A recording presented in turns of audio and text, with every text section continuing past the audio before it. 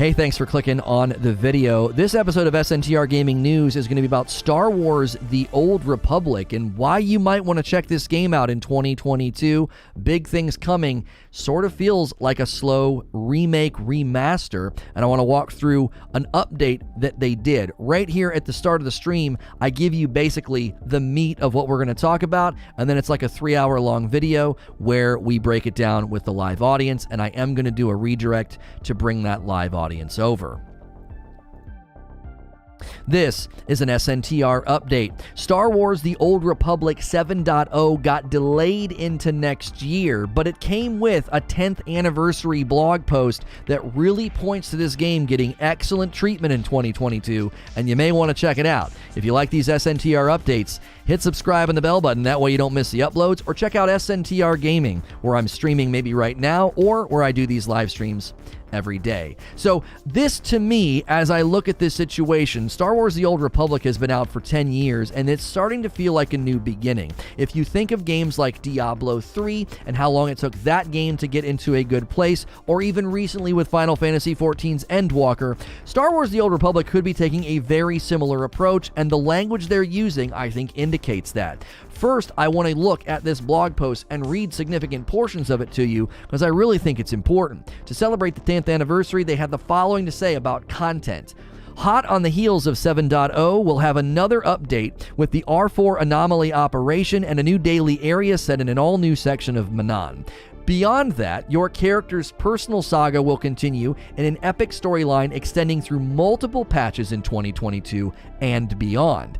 After the dramatic conclusion of 7.0 on Elam, you'll continue to unravel the mysteries of the Darth Null, join the erupting civil war among the Mandalorian clans, and discover the true objective Darth Malgus is pursuing, all while working alongside old friends like Kira, Scourge, Akavi, and Torian, as well as some new faces you'll meet for the first time in 7.0. You'll also explore new locations. Some are new to SWTOR, others are entirely new creations, and perhaps you'll even gain an opportunity to return to where your character's journey first began long ago. If I mispronounce any of that, I am sorry. I've actually never played this game, and I'm interested because of everything they say that I'm reading to you, okay? As always, you can expect for there to be unfolding across a variety of content types like single-player, multiplayer, flashpoints, operations, daily areas, and more. New progression gear will become available throughout the year, starting with the R4 anomaly operation. As we add gear progression after 7.1, we'll also ensure that previously available gear will become more accessible to players. So they're adding a whole new system there with gear progression. This is where things get interesting. They use the phrase modernization. They want to modernize the game. Modernization is really important, and Diablo 2 Resurrected should have taken some notes. As many of you have already seen on the PTS, a huge part of our team's work in 7.0 focused on modernizing many aspects of the game. A totally revamped character creation experience, new character sheet, great new features like loadouts and weapons in Outfitter, and of course, the dramatically expanded gameplay options offered through combat styles. That was one of the most commonly searched for things with Star Wars The Old Republic 7.0. People were interested in the combat styles. Also, advanced classes will now be known as combat styles, and the classes will then be known as origin story. We're going to continue updating UI elements throughout the game next year. In some cases, these will primarily be visual updates to make our style more cohesive and ensure proper scaling, but we also look forward to improving accessibility and the everyday user experience in other parts of the game. This, again, I think points to a bigger picture. They're wanting it to be accessible. They want new folks to come in. We're also eager to upgrade our visuals elsewhere, starting with Tython, Korriban, Hutta, and Ord Mantell. We'll be starting a process of upgrading the visual fidelity of our planets to bring them more in line with the amazing work the team created in recent years. As you can see, we have such an exciting future ahead, and we'll be sharing more details with all of you, especially after 7.0 launches early next year. So expect to hear from me again. 10 years is a milestone we are so proud of, and we are so thankful that you continue to join us on this adventure. To each and every one of you, happy 10th anniversary. We wish you a year full of much love, health, and lots of gaming. Keith Koenig of the SWTOR team. I'm telling you, you're going to want to check out this game in 2022. Sounds like they're slowly pulling a Final Fantasy XIV or Diablo 3 Loot 2.0 system, making the game significantly more accessible, better, and fun to play. If you like these SNTR updates, check me out on SNTR Gaming, where I may be streaming right now, and as always, hit subscribe and the bell button, and I'll see you in the next one. And I'll see the rest of you right now. I would love to hear from people in the audience who actively play this game, love this game, or whatever. Would love to hear from you about how far the game has come and why people should be checking the game out. I am incredibly intrigued about checking this game out. I think a little bit more so than I was intrigued by Star Citizen, mainly because of the language used. It's almost like 2022 is the year that this game really turns into something far more special and more substantive than it has been in years past. So would love to hear from people playing the game right now. I'm actually going to do a little poll here for you guys about this. It's a new stream, so make sure and smash the like button and switch to live chat, and welcome in if you're a fan of this game. I've actually never touched it, and I'm extremely interested based on these announcements for the 10-year anniversary and the 7.0 update. Birdface says, I have been playing this game for 10 years. I've been wondering if you were ever going to cover this game. There's so many good things and so many issues, but 7.0 is going to be sick. Everyone should play this game, Star Wars fan or not. Well, that's strong praise right there. That is strong praise. Let's do this. Star Wars, The Old Republic. Are you playing now, or will you play next year? Just curious where you guys land. So if you're not playing now and you're considering playing next year, say yes, right? Or just no. I'm not playing now, and I'm not gonna bother playing. I am curious how many people in the audience are actively playing now, or you're thinking I might play next year. This all sounds pretty dope. SWTOR has literally 8 Mass Effect games in it. It's like 10 single-player stories in one game. Dang on. Lots of content longevity. See, I would love to jump into this brand new with 7.0 and give people 2 things. The new user experience for those of you that aren't playing it, as well as let's showcase all the dope new stuff that is coming. You're literally playing it right now. Destiny burned me out on the live service game MMOs Shared World. Okay. It has amazing storytelling, and it's the biggest selling point of the game. I played this game for over a year and had a blast. The biggest drawback is the same thing you didn't like in Borderlands. Oh, really? So, like, loot's not dropping at your level? Oh, no. Excellent story, excellent voice acting. Now, you might not have seen this. Star Wars The Old Republic trailers and cinematic trailers have been updated on their YouTube channel a month ago to like 4K, and they look really, really dope. I mean, I don't think you do that if you don't have big plans. That's another thing I should have brought up in the opener, okay? The Star Wars The Old Republic YouTube channel a month ago released all their cinematic trailers in 4K. Like, they went back and made them look amazing. They look amazing for a 10-year-old game. It literally looks like you're watching like the Clone Wars or something, like the TV show. It looks phenomenal. I'm like, my gosh, if the game gets this level of fidelity and love, this is promising. This looks good. The story was always amazing, but the PvP was always meh, which is a huge part of the MMO for me personally. Well, that doesn't concern me. I'm sorry for you to say that for your experience, but for me, I've never cared about PvP in these games. Star Wars The Old Republic is dead? Why would you say that it's dead? I checked the MMO tracking site, and they regularly were having 400 to 500,000 engaged players. Starting in August, they've seen a decline, likely because people were waiting for 7.0. They now average about 200 to 250,000 players a day.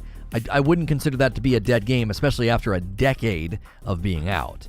It seems like the numbers point to a healthy game that is in a decline/holding pattern as 7.0 got delayed into next year, and it is PC only, unfortunately. I think they reset accounts a while back, so I think I lost my characters. Also, there were some funky login issues too. I'll need to load it up and see if my account is still active. Star Wars The Old Republic also has a big dead game culture around it. According to the rankings on a website that ranks like 133 ongoing MMO games, it's the 16th most popular. So it's in the top 20 right now after 10 years. So, as far as aesthetics goes, it does an awesome job of making you feel like you're in the Star Wars universe. How's the combat? These combat stances, is there anybody in here that got to play the PTS and got to play the Star Wars The Old Republic 7.0 combat stances? How's the combat feel? Is it fluid? Is it good? Is it clunky?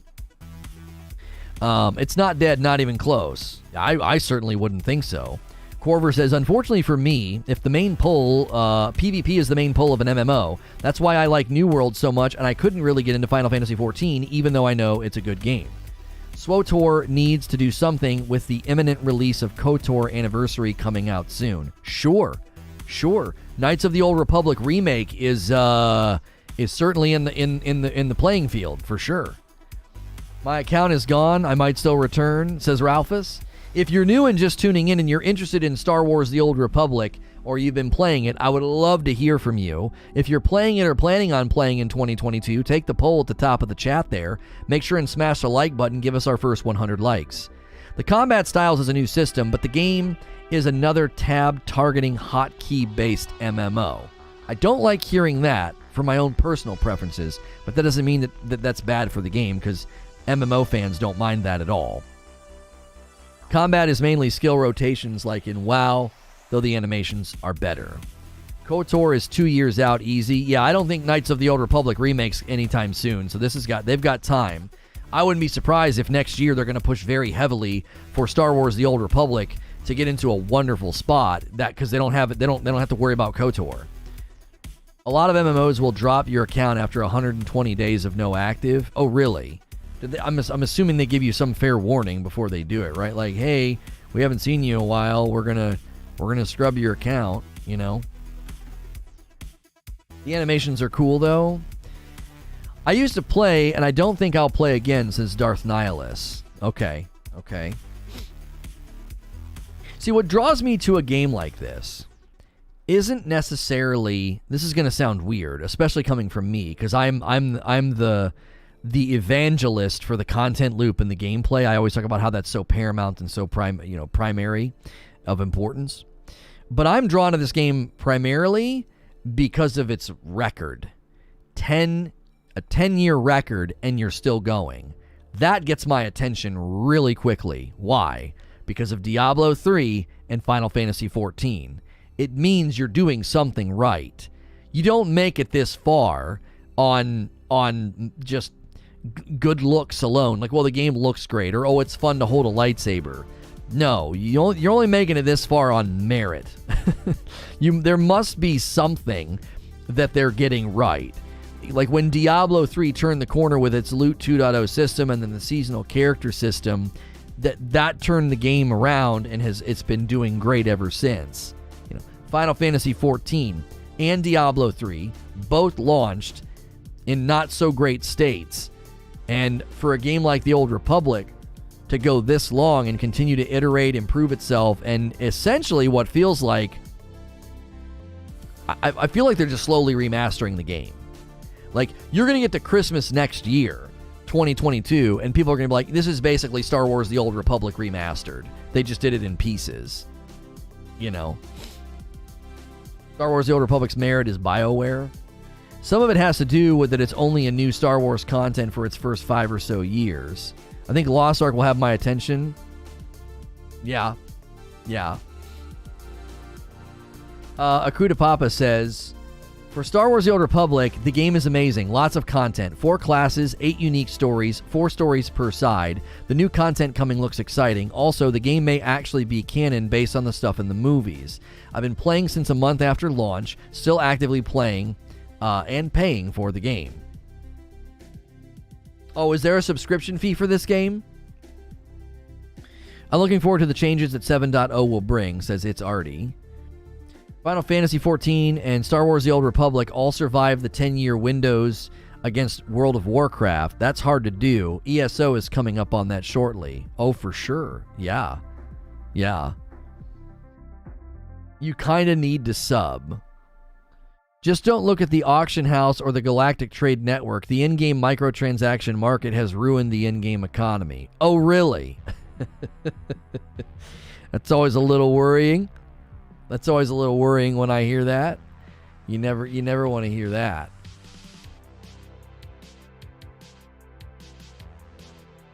Yes, a sub V for access to everything. Okay, 15. I wish I could play Star Wars The Old Republic again, but my account went yeetus deletus for not using it for 7 years. Or so it has some cool stuff, but somehow I didn't care that much. Now I need a PC first. Free to play to an extent, then a subscription to unlock everything else. Wait, so can you just boot up and play it to try it out before subscribing? Is that something you can do? I'm actually interested in how this funnel works. You have no idea, it's so bad. I changed my vote. I don't want to play an old MMO. Akuda Papa says, free to play with a subscription. Subs give you access to all content, or you have to pay for the DLCs. Okay. $15 a month isn't bad for constant updates. I'll take that. Wasn't Yeetus Deletus one of the lesser known Roman emperors? Wasn't he the one that loved catapults? Phoenix Prime with a tier 4 membership. Thank you so much, Phoenix. If you guys are just tuning in, we're talking about Star Wars The Old Republic. Why play in 2022? They announced some significant things. I read through the blog post at the beginning of this stream. They're talking about modernizing the game with Star Wars The Old Republic 7.0, and that update did get delayed, but it's looking very, very promising for the game, to the point that I may be checking it out next year. Final Fantasy didn't just survive, it's literally thriving, and the best it's ever been after 10-year mark. That's near impossible. And I wonder if Star Wars The Old Republic is heading to something similar in 2022. They're just going to continue to remaster the game and then deliver something big. He used the phrase, this one phrase stuck out to me in the blog post. It was "and beyond." Let me see if I can find it. It says here, your character's personal saga will continue in an epic storyline extending through multiple patches in 2022 and beyond. Now, what that means is that their plan of substance and quality and all this stuff, it extends beyond 2022. Like they're thinking pretty far out there, right? Does Phoenix Prime get wizard powers at tier 4? Yeah, no, that's tier 5. Yeah. Phoenix Prime says you can play levels 1 through 50 for any character for free without paying for a single thing. Hold on, says Eugene. Up until a year ago, Final Fantasy was just surviving. Well, I think what he was saying is it didn't just survive, right? So yes, he's saying it survived, but it didn't just survive. It's now thriving. I think that's the phrasing he was using. It's not been seeing this amazing success story until recently. Yeah, but I would say even this year it was getting lots of praise. They won a dadgum award. What do you mean? I don't know. They've been doing amazing. And I think it was this year, right? Because they won an award. New Yo with a brand new membership. Welcome to Gaming Tier 1. Enjoy your dope badge and emotes. You're dope and deserve dope stuff. Thanks for supporting the channel with a paid membership. If you guys are enjoying the show, remember to hit subscribe. That way you can talk in chat. And take the poll at the top of the chat. Star Wars The Old Republic. Are you playing now, or will you play next year? Wheezy's saying it's been very good since 2016 or longer. They basically had to remake the game. Yeah, but I don't think it was like just this year. I think this year it really picked up steam, and like I said, they won an award, but I don't think it was just this year. You get sucked in because of the immersive storytelling. Also, when you play in co-op, all people in your team can make story decisions. And what are you doing?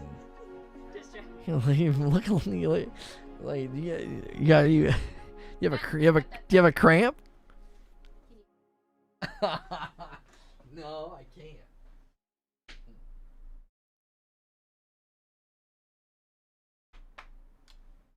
Thanks, Mama.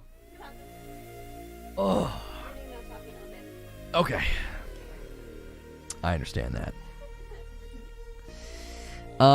It separates as the classes from their stories. Okay. Here is what Combat Styles is doing, says Birdface.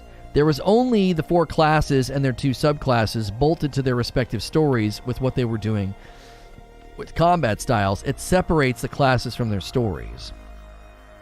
Oh, okay. So that you can... Yeah, because they said that, like, what they said it somewhere in this blog post. It says here,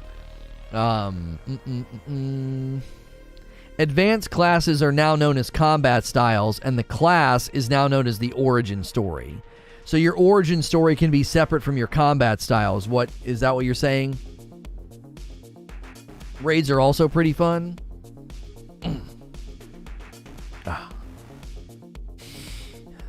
Is the game coming to console? Then I will play. I think that would be the big crowning achievement for next year if they were able to do all these amazing updates in the 7.0 and get tons of new people in. Like they said, I don't want to read too much into it, but they did have this to say, okay?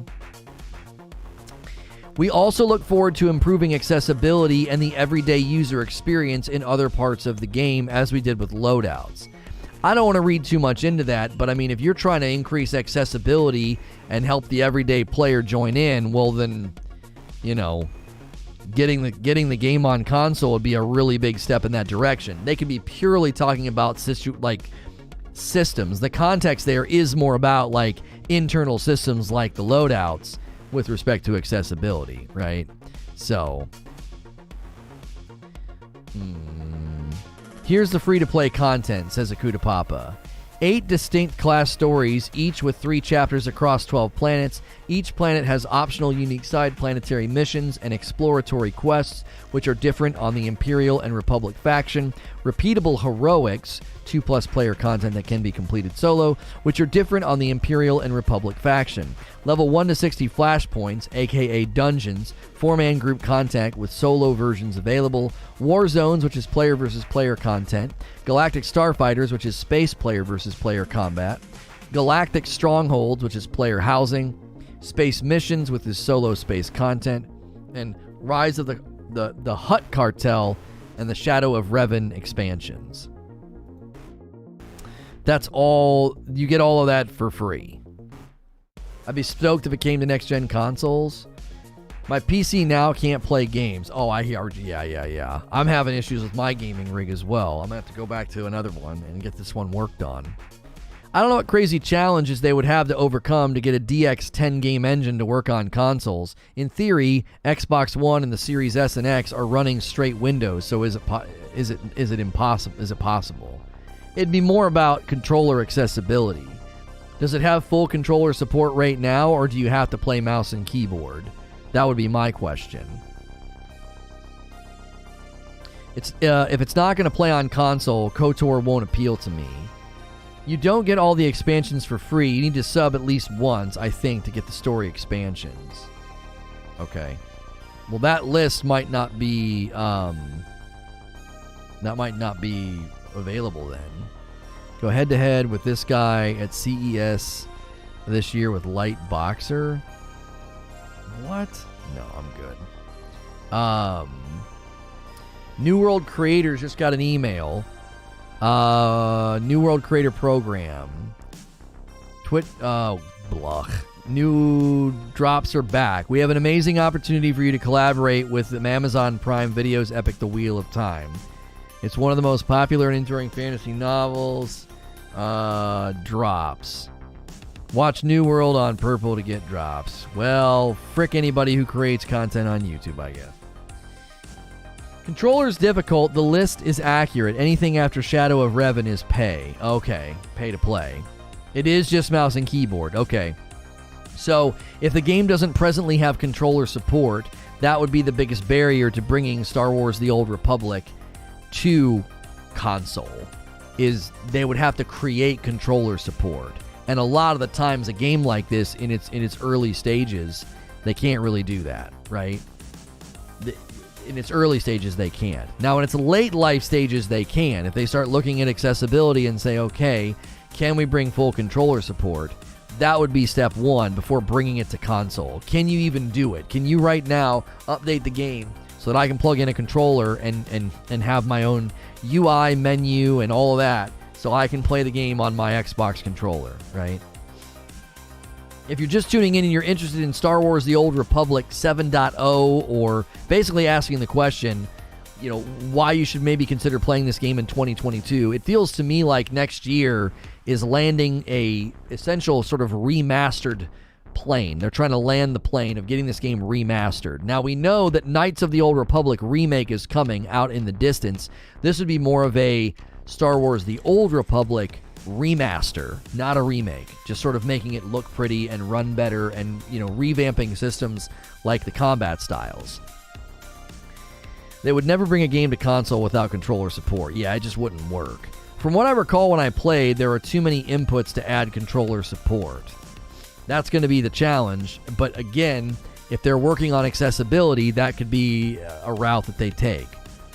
I would like to ask your opinion on why Star Wars The Old Republic is such an underrated game. Despite having an ingenious storyline and PvP system, it's really one of the best games to come out. Well, I said a little bit ago that a game gets my attention when it has this sort of history. It's got longevity for a reason, and I don't know if it's underrated. Up until August of this year, 2021, they were consistently seeing a rise to about 450,000 daily players, and then after the new content or whatever updates, it would drift back down to about 250 to 300,000 players, and then would go back up. And then August of this year started a decline, which is likely related to the fact that people were waiting for new content, and then the new content got delayed. Star Wars The Old Republic 7.0 got delayed, and they just did a 10th anniversary blog like yesterday or the day before, outlining all the things that they want to do next year for the game. And so it will likely spurt all the way back up, And the Star Wars Knights of the Old Republic remake is coming to next-gen consoles. I don't know what the controls are like in that game, though, right? Here's a post about the game. I'm pretty sure that Star Wars The Old Republic is going to consoles in 2022. Here are things that they think are pointing to that, all right? Lots of alluding to big things in 22 as part of the 10th year, showcased in Star Wars Insider Magazine to get more normie awareness, 7.0 game design clearly focusing on lobby-based daily content corral, simplified gearing with no customization required, simplified and consolidated UI, simplified self-organizing inventory, reduction and simplification of classes and abilities, plus simplified UI to change and respec, cutting 16 million OPs. I don't know what that is. I'm sure there is more to come, but it's becoming apparent to me that the overall direction of the game is not just becoming more on rails and lobby-based because of the existing player base, but to make the game as console-friendly as possible for the release on Xbox and maybe PlayStation as well. So that's just somebody speculating and theorizing about all of the changes and all the language coming out about Star Wars The Old Republic and why it might be coming to console. I found that to be marginally convincing. It's not strongly convincing, but that was marginally convincing. Not sure how good this post is, but my friend sent this to me a few days ago about Knights of the Old Republic.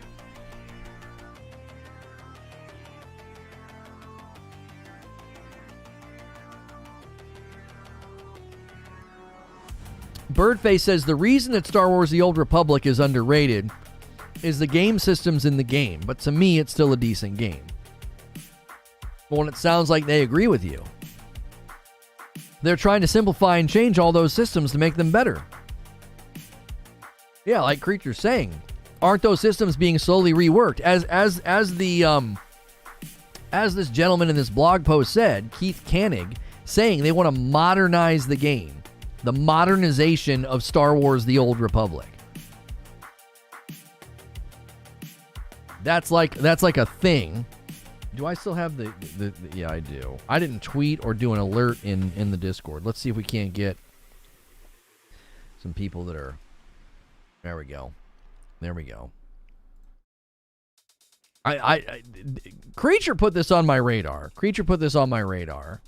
He was like, this looks like next year they're basically remaking the game. That's what he said. And I was like, all right, let's take a look at what they're saying. So I went and I read this blog post and I was like, what the frick? I was like, this is pretty significant. They're basically, slowly changing the game. They're slowly changing the game. Is there a specific Star Star Wars The Old Republic Twitter account. It's probably SWTOR, right? SWTOR. Yep.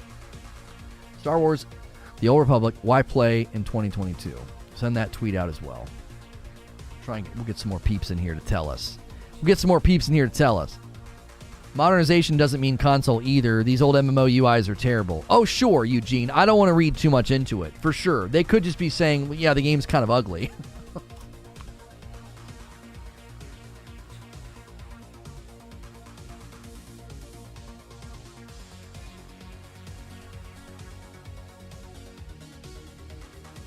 Notice how when numbers aren't to his liking, it was Creature's idea? No, this is fine. This is actually very good. I'm pleased with how many people are here.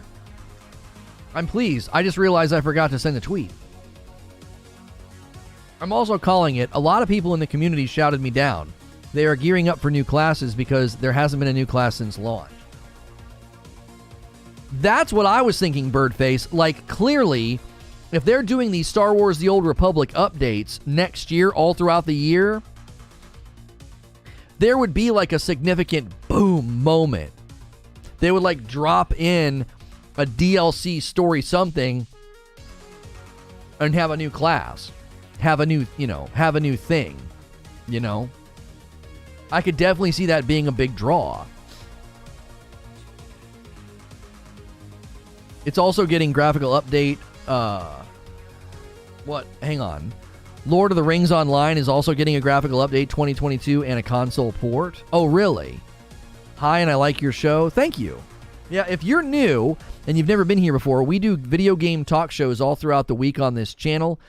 And my broadcast is safe for work, so a lot of people throw me on in the background like video game radio. I really want to hear from you if you're playing Star Wars The Old Republic or planning on playing in 2022. Take our poll at the top of the chat and let us know. You need to subscribe to Talk in Chat, and we would love to hear from you.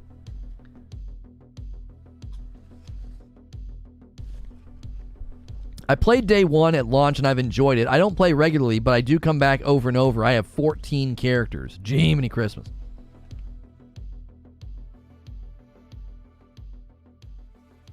Are we living in an MMO revival?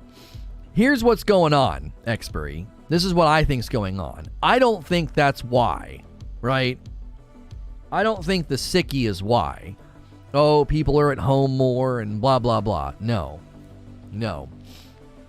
What I think's going on is live service is catching on, and live service has slowly turned large portions of the gaming community into more hobbyist gamers. And if you can make an MMO palatable, enjoyable, and accessible to hobbyist gamers, I'm not talking about traditional hardcore MMO fans. I'm talking about the lion's share of the gamers out there that play in a hobbyist way, daily or every other day. I believe that's what New World's been doing. New World set its sights on the hobbyist gamer, the hobbyist player, and they've built an MMO that is largely centered around more accessible, more laid-back play styles with the opportunity to play pretty hardcore and get in wars and PvP and run expeditions. And I think lots of gaming communities, gaming companies are looking at the landscape and saying, there's plenty of reasons right now to build games like this. Gaming revenue has skyrocketed. It's definitely influenced. Well, I'm not saying it's not influenced. I'm talking about if companies are shifting focus and building more MMO-style games. I don't think they hatched those plans last year, Eugene. I don't. I think those plans were hatched long ago, and 2020 just helped. We know how this works, right? There's no way last year all these companies were like, stop the presses. We need to do everything we can to get into the MMO landscape because of the sickie. I don't think so. I really don't. Are there people that are making that shift and that focus right now because of the sickie? Maybe. I think gamer behavior changed before last year and dictated some of these plans and decisions, and then last year just put a lot of money in the bank. It was like, well, wow, everybody's sitting at home playing. So for these MMOs, I think the shift in focus and the fact that there's going to be more of them, and we're about to enter the golden age of MMOs, There's a handful of reasons for that. Number one, the crown is slipping. I think that's a reason. So the crown is slipping from World of Warcraft and the old school games, right? You had EverQuest, you had RuneScape, you had World of Warcraft, and that crown is slipping. And there's new room for games to skyrocket in popularity.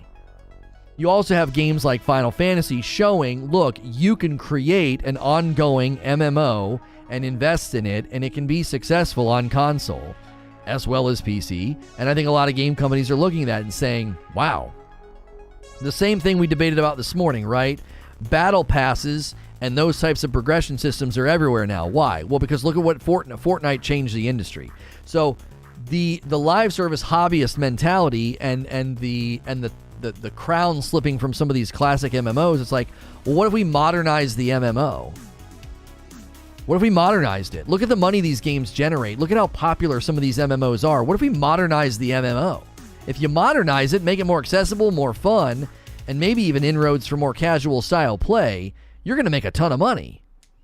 No, I was never a RuneScape kid or EverQuest. I couldn't get into these games. I tried. I've never even played Star Wars The Old Republic. I've not seen it. I've seen some Star Wars The Old Republic gameplay, but I've never myself played the game. I think I played Knights of the Old Republic for like a week and just didn't enjoy it and put it down. I had all these weird glitches with sound or something back in the day. I couldn't get sound to work, and I just got tired of it.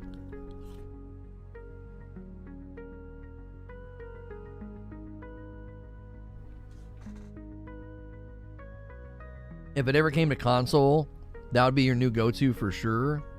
Yeah, a lot of people have said that this morning. They would like to see Star Wars The Old Republic console version.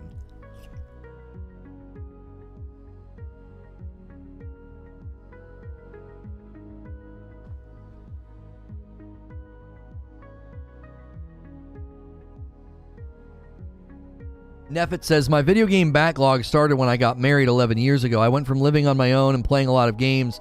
Then I got married, and I only play a handful of games casually. I'm a hobbyist. I think a lot of people are.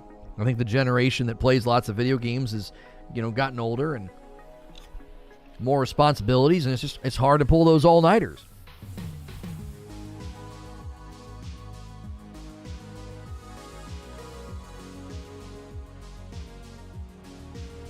I'm so out of the loop. Did they announce a Star Wars The Old Republic, a new one?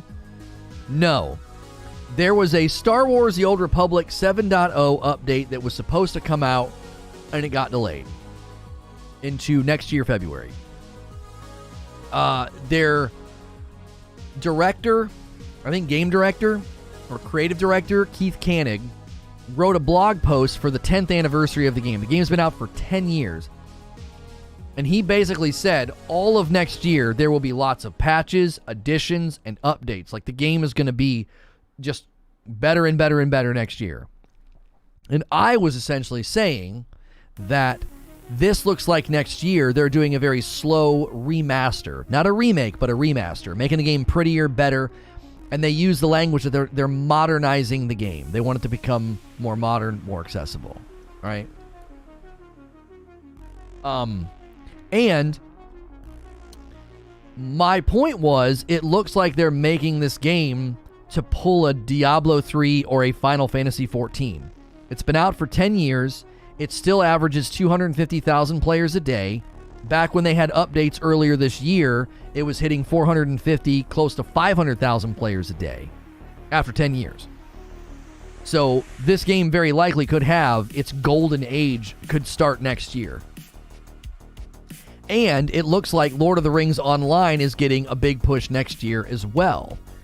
So Lord of the Rings Online is planning a visual and technical update for PC and next-gen consoles to capitalize on Amazon's highly publicized large investment in the Lord of the Rings TV series.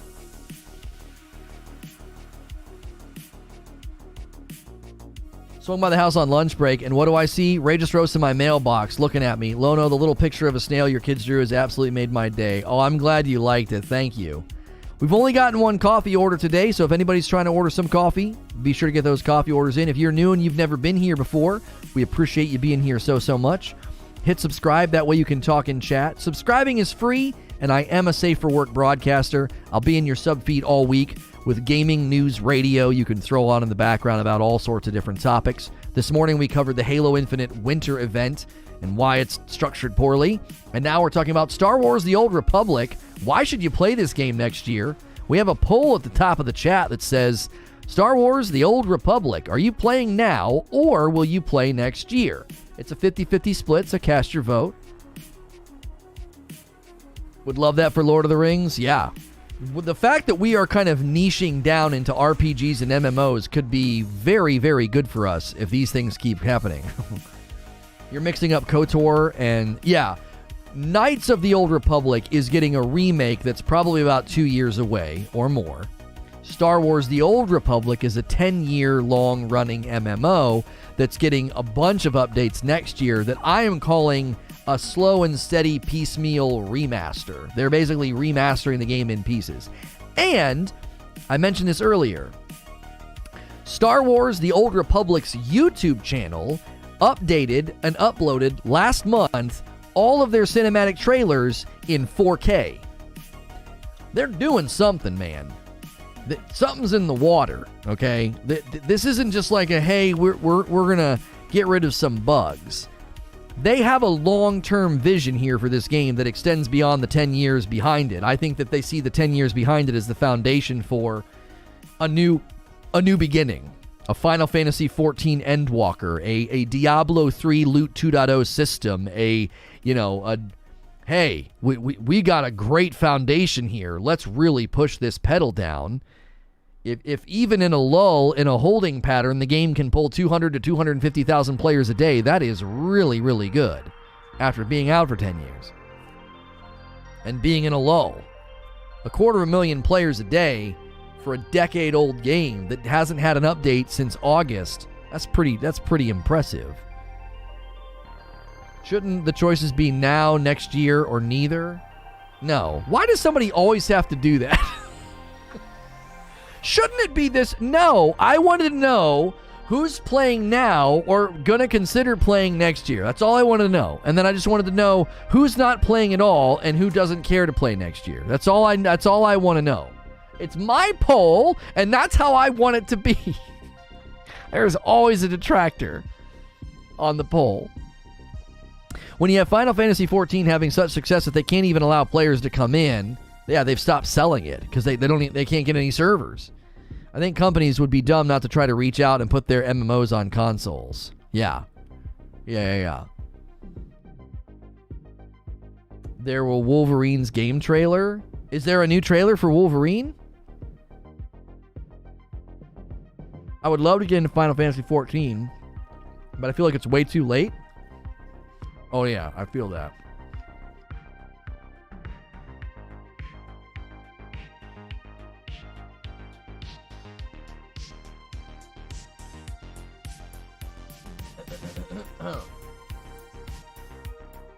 Play it live?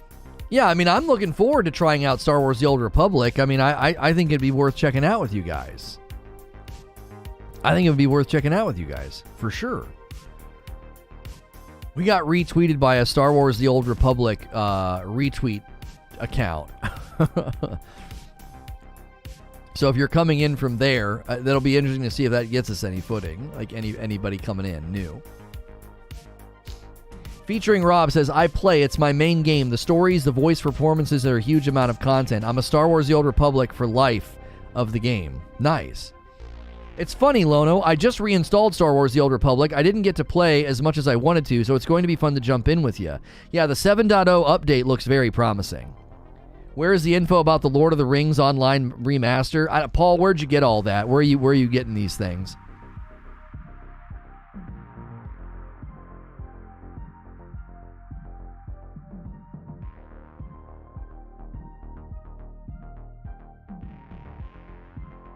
Pyro the Imp says, Star Wars The Old Republic is a chill game if you can get a good group of people together, but even if you want to do it solo, there's a lot of stuff to do. 2,536 hours since March the 2nd. Holy frick.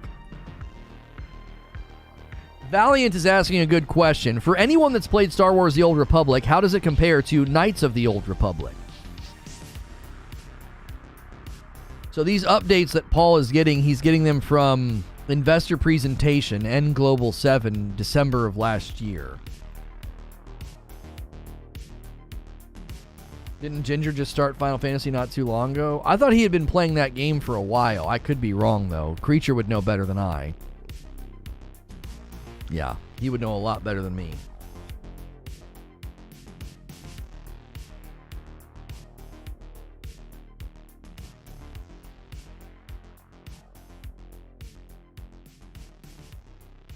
Sven says it's completely different aside from storytelling.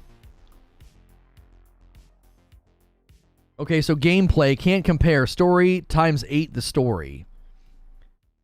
Paladin says, Star Wars The Old Republic actually reminds me a lot of ESO, as in it has a lot of good storytelling and is solo-friendly for players who want to go that route.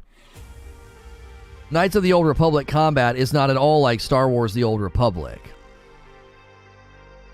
Bruce says, I played since the closed beta and will continue to do so. I'm looking forward to all the new content and changes.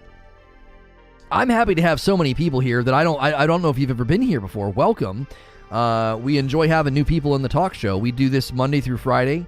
A lot of times 2 talk shows a day. We already did this one this morning about Halo.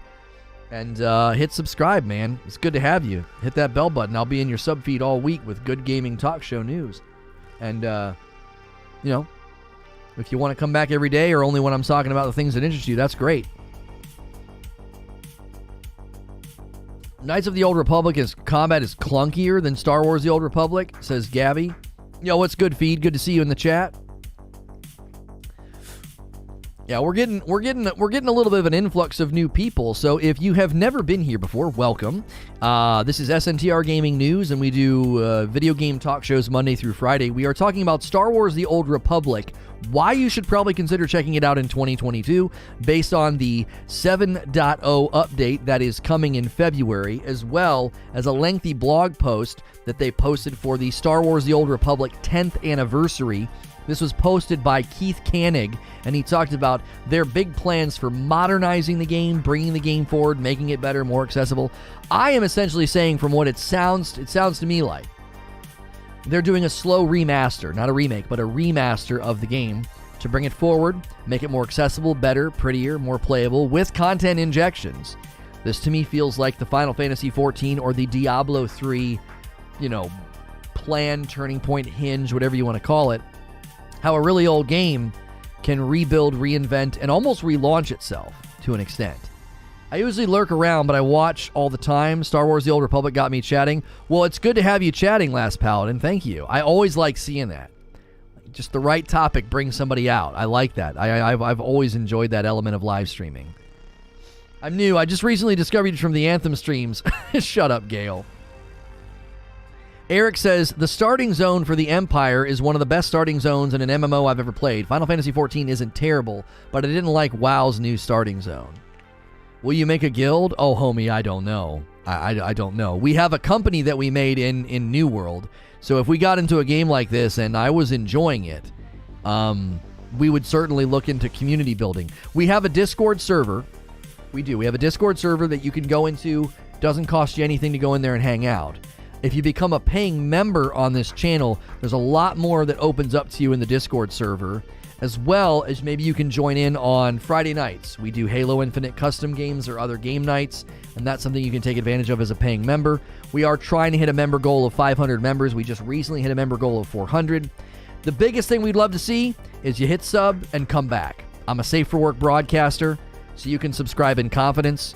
We're trying to hit that really amazing goal of 10,000 subs. That'll be huge for us going into the new year. We appreciate you being here. Me being Safe for Work, tons of people throw me on in the background Monday through Friday like video game radio. I'll get you through the day. So it's really, really great kind of background noise. I'm never really quiet for long. 3 bags of Frickmas will get you in. Yeah, there's other ways to support the channel. I am always wearing a shirt from 80s Tees. They have an amazing Star Wars collection for all you Star Wars fans. These are disc plates. They have amazing Star Wars disc plates. I have a Darth Vader one. I have a Book of Boba Fett one. So make sure and use those links if you want to support me directly. If you're doing any last-minute Christmas shopping, I have an Amazon affiliate link below in the description, as well as an Amazon command. So those are all the ways to support. You've woken up the lurkers, right? Ferryman says, I played Knights of the Old Republic about a year ago on console. It's a very dated game is all I can say, but considering the age, it was probably very impressive at the time. Oh, sure. I would recommend waiting for 7.0, says Pyro, to come out if you've never played before. Combat is going to get a lot of changes. That's my plan, Pyro, and that's a good word. I think you're right. If you've never touched the game, this is why I'm framing today's stream in, should you play the game in 2022? And I'm telling you that I think you should. You should at least try it out to see, man, what are they doing to this thing? It's a 10-year-old game that garners 250,000 people playing it every single day. That's significant. We love our worker lurkers. Thank you for using those emotes. Thank you.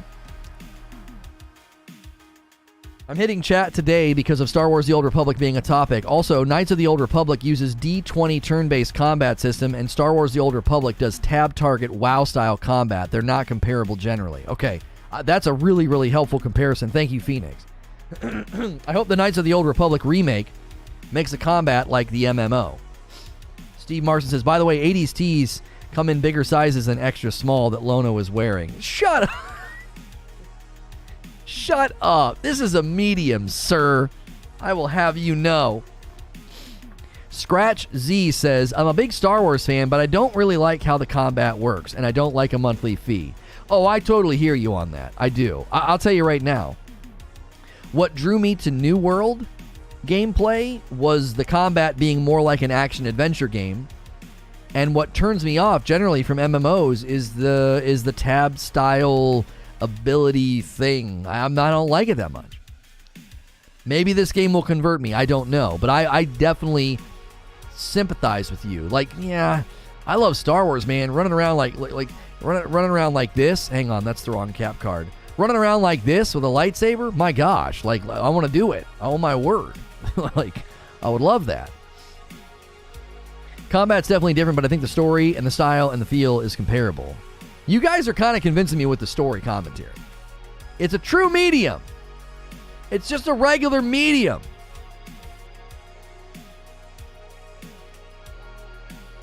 Stop being so concerned with my body size.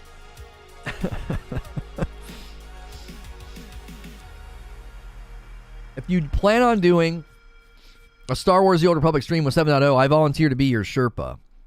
I think what's really valuable when I do something like that, Birdface, is to literally just go in blind by myself. So a new player can be like, what's this going to be like if I boot this up later? I always appreciate the offers for assistance. Like if you're in chat or in the Discord and can be like, helping me? Sure. But I think there's really something to be said for being like, here's what it's like, man. Brand new player. Here's what it feels like. You get Mass Effects. You get 8. I think you meant to put 8. You get 8 Mass Effects for free. No joke. The campaigns are very well acted and good stories. That could be a fun series. That could be a fun series that we do, you know. Star Wars The Old Republic Saturdays. And it's just me playing for a couple hours, just slowly working through the entire story. It would take forever. I know, a whole year. And you're like, you're not even halfway done, Lono. At least Lono doesn't wear girl pants like my brother. He wanted to look like a rock star. Or he wanted to sing like one. Tight pants might help with that.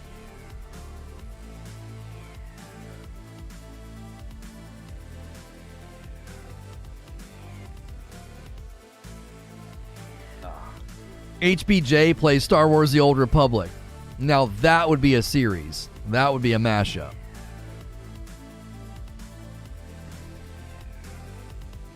I wish it played like The Force Unleashed. Yeah, or like Jedi Fallen Order. Birdface says, for all the Star Wars The Old Republic players in chat, thick Barras. What are you saying? What are you saying? Are you telling people to sub to the channel? Are you telling people to sub? You can't be Sith, though, Lono. Otherwise, you have to change the name of the channel again. McGorn McGoogle says, Star Wars The Old Republic is where I came up with the name McGorn McGoogle 10 years ago. Really? You mean Darth Barras the Wide? What's happening?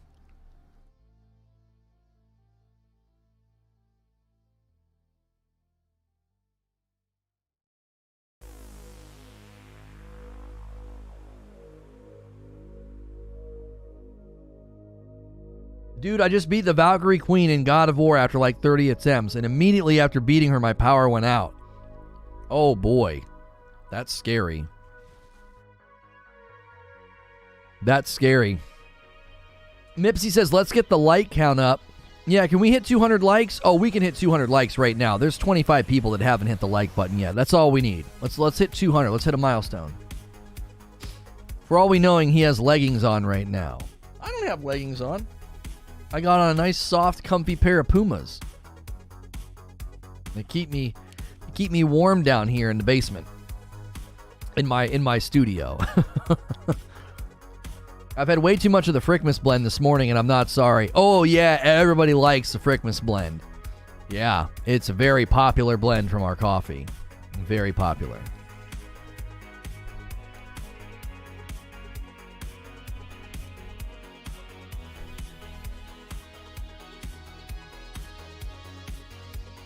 And slippers. Yeah, and slippers. Dude, I embrace old man fashion when I'm cold. I don't care. I layer with a sweater or a zip up, comfy pants, and slippers. I don't even care. I'm not walking down a runway. You know what I mean? Like, what do I care? What do I care, bro? You know? I'm not trying to impress anybody. I'm not trying to impress anybody. Socks and sandals.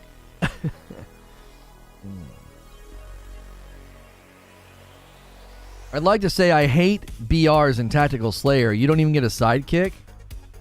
ADJC, have you ever played SWAT? What are you saying? He gave the goose to Goodwill. No, they're still here. They're still here. I just can't have them on screen. I was going to get a bunch of geese for friggin' Christmas.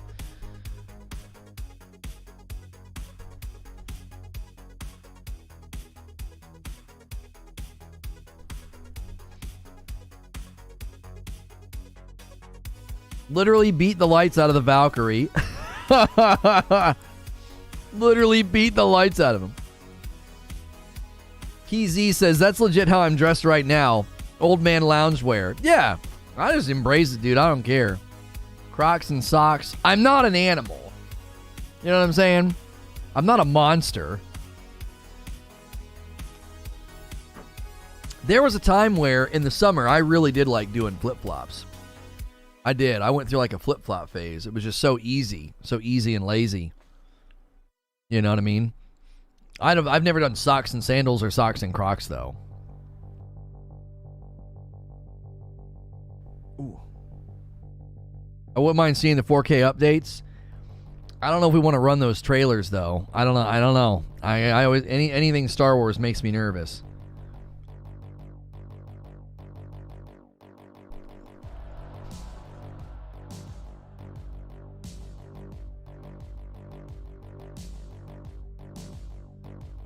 You prefer the sidekick? Oh, I mean, I know you prefer the sidekick, but that's SWAT, bro. A BR? I mean, the battle rifle? That's SWAT, dude. If Lono cut his own grass, he'd be wearing a pair of 10-year-old white New Balances. Yeah, maybe. I'm gonna convince you to play. Look at how cute my Tauntaun pet is. That's pretty good. That's not bad. Run the updates without sound? Homie, I've run trailers. I've been in this scene, and I've had a trailer running here with no sound and gotten hit. The sound doesn't matter. Anything take two. It's a fourth of the dadgum screen with no sound, and they'll hit the video. So I don't cover their crap anymore.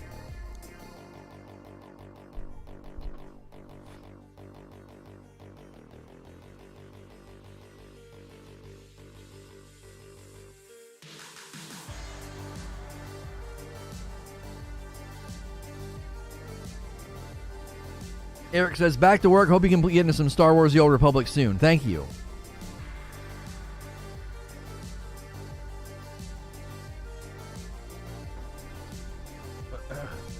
I wear Crocs and socks. I'm not upset with you now, but in exactly 2 years, you will pay. What's the Discord link? It's either you can go to discord.gg/SNTR network, or you can click the link in chat that I just used the command for. And Sven used it as well. If you guys are tuning in for Star Wars The Old Republic, I'm asking the question, why should you play in 2022? We read through some pretty significant announcements and things that they had to say regarding the 10-year anniversary, the Star Wars The Old Republic 10th anniversary. We love to hear from the people that are playing. Hey, we sold some more coffee. A bag of dark roast to Mostly Martinez. Thank you, Mostly Martinez. Second coffee order of the day. Thank you again to all the new subs. Anybody who picked up a membership today. Anybody who smashed the like button. Any of those things. We appreciate you being here. Thank you, thank you, thank you. I haven't read my CPU in a few years. It's going to be nice with all this tech. Yeah, everything that they're doing with, man, Unreal 5. Whew, games are about to get nuts. Three years from now, dude.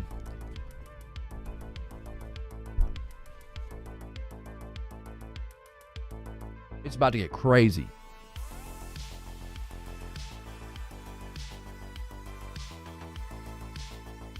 I was nervous having that joke. I don't talk in chat all that often, but I've been a part of this community for years. Thanks for not yelling at me. P.S. I'm sad you didn't even give me a light chuckle.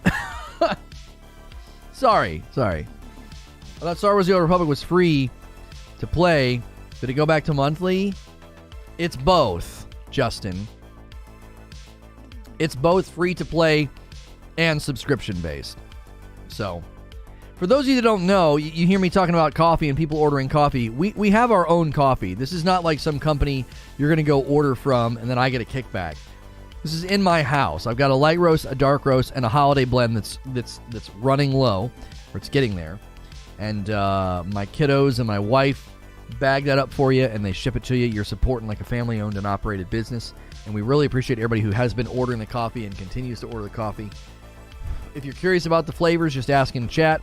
We'll be sure to get people to answer that have bought it on their own, and they'll tell you, yo, what's good, Mo?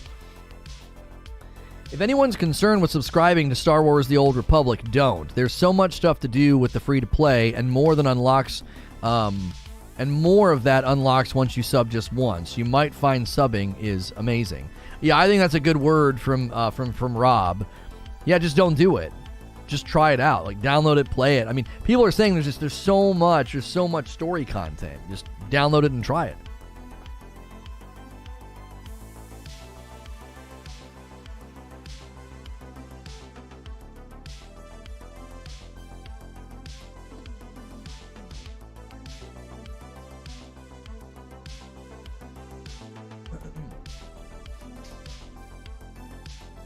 I did enjoy subscribing, but after I canceled the game, the game was still super fun. There you go.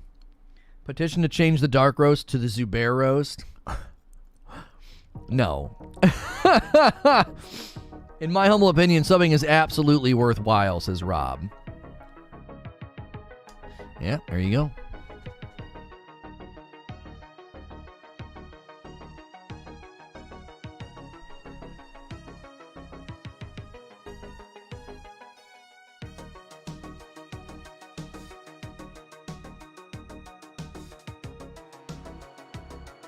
There's good stuff if you aren't subbed, but once you are subbed, you won't want to be unsubbed because of the garbage restrictions. Ashton says, I find it fascinating, and I was like this too, that people who don't like sub fees have no problem with recurring battle passes and cosmetics. Right, Ashton? Yeah.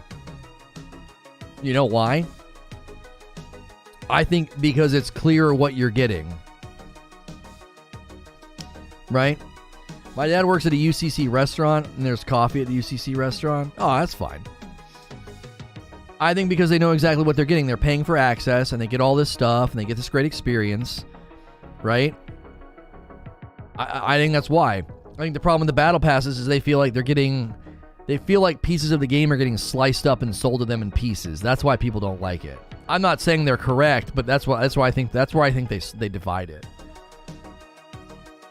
But Tasbo says, I've had all 3 of the Rageless Roast. All are the smoothest coffee I've had, no lie. I've done French press, percolator, and drip. It's all amazing. Fast delivery, too. I appreciate you saying that, Matasbo. Thank you. My wife works really hard to make sure you guys get this coffee like lightning fast. Like, the week that you order it, it shows up. In most other places, that is not the case. You're waiting a week or more. Chromeleg says, my issue with subs is sort of what happened to me with ESO. The sub is optional, but when you really get into it, it's not really a choice anymore. See, this is how I look at subs, Chromeleg, because I think what you're saying is actually a really good discussion point. I actually think that the sub is legitimate, fine, and it's not, you know, it's not a point of contention if you feel you get tons of value, right? That's how I always looked at the ESO subscription fee. People who play ESO are like, yeah, it's a sub fee, and if you don't do the sub fee, it dramatically hinders your play, but it's so much value, I don't care. I'm playing so much and I get so much, I simply do not care about this sub fee. And I think it's very similar for games like Star Wars The Old Republic or Final Fantasy. You feel you are getting so much value that the transaction feels so fair and probably feels satisfying. Yes, please, sir, I'll have another. You know, you're fine with it. Yeah, no issue. I think of that with subscription services for things like Hulu and Netflix. I don't even think about it. Why? Because of the value it brings to my life. I pull it up, watch, good. Next night, pull it up, watch, good. It's wonderful. You know? I've been subbing for 3 years straight since Akuta Papa. No other game has done this to me. Valiant says, I am still at a loss as to why they haven't made a film or a series with the KOTOR, SWTOR world. I'm so bored of the Skywalker story. They could do some great stuff in those worlds. Sure, I think they could. Just totally branch off. I think that's kind of what they were hoping to do with The Mandalorian, but then it circled back and there's clear connections to what you're talking about.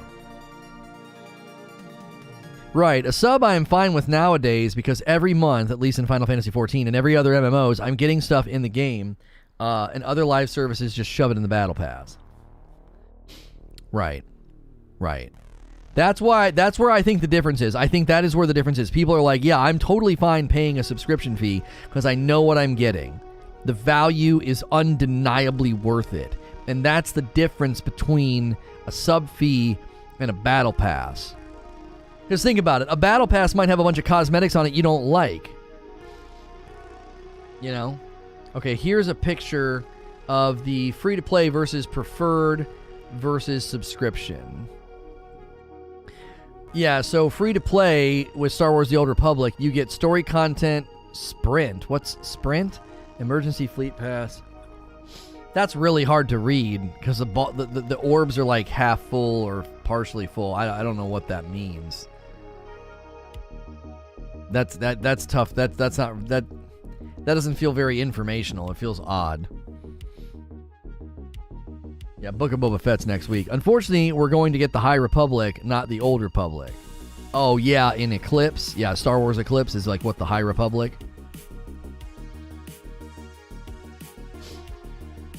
You know, UCC is a Japanese company. Ueshima Coffee Company? Headquarters in Kobe. Oh, really? There you go.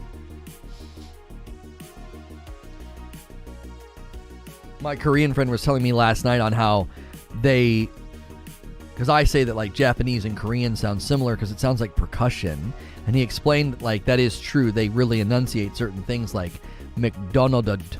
Like, well, they don't say McDonald's, they say McDonald's. Like, they hit each letter really hard. Star Wars is best as a Western. It doesn't work in the periods of success. I don't know if I would agree with that.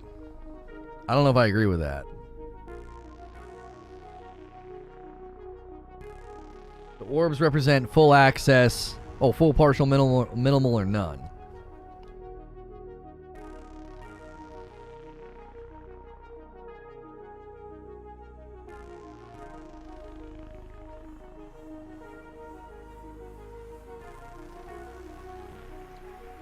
They tried to remove old canon when they joined Disney, but they added so much crap the fans refused to accept the new canon. Star Wars is the best with conflict. High Republic isn't conflict. Ashton says, oh yeah, and battle passes have XP boosters and worthless currency. So much filler. Look at Halo. Meanwhile, Final Fantasy XIV, an update has armor in the dungeon, and I want to run for better gear and glam. Right.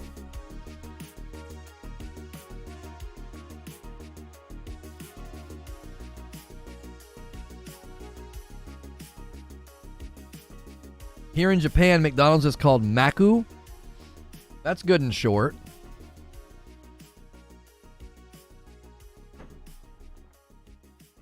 That's good and real short. That's the American way, you know? Just make it shorter and easier to say. You know? Make it shorter and easier to say.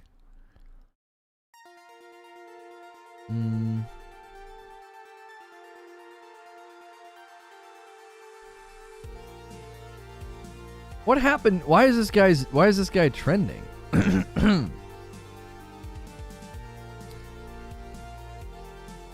A guy named Robbie? I don't know who it is. I don't know the story there. In fact, Japanese are quite like Americans? Really?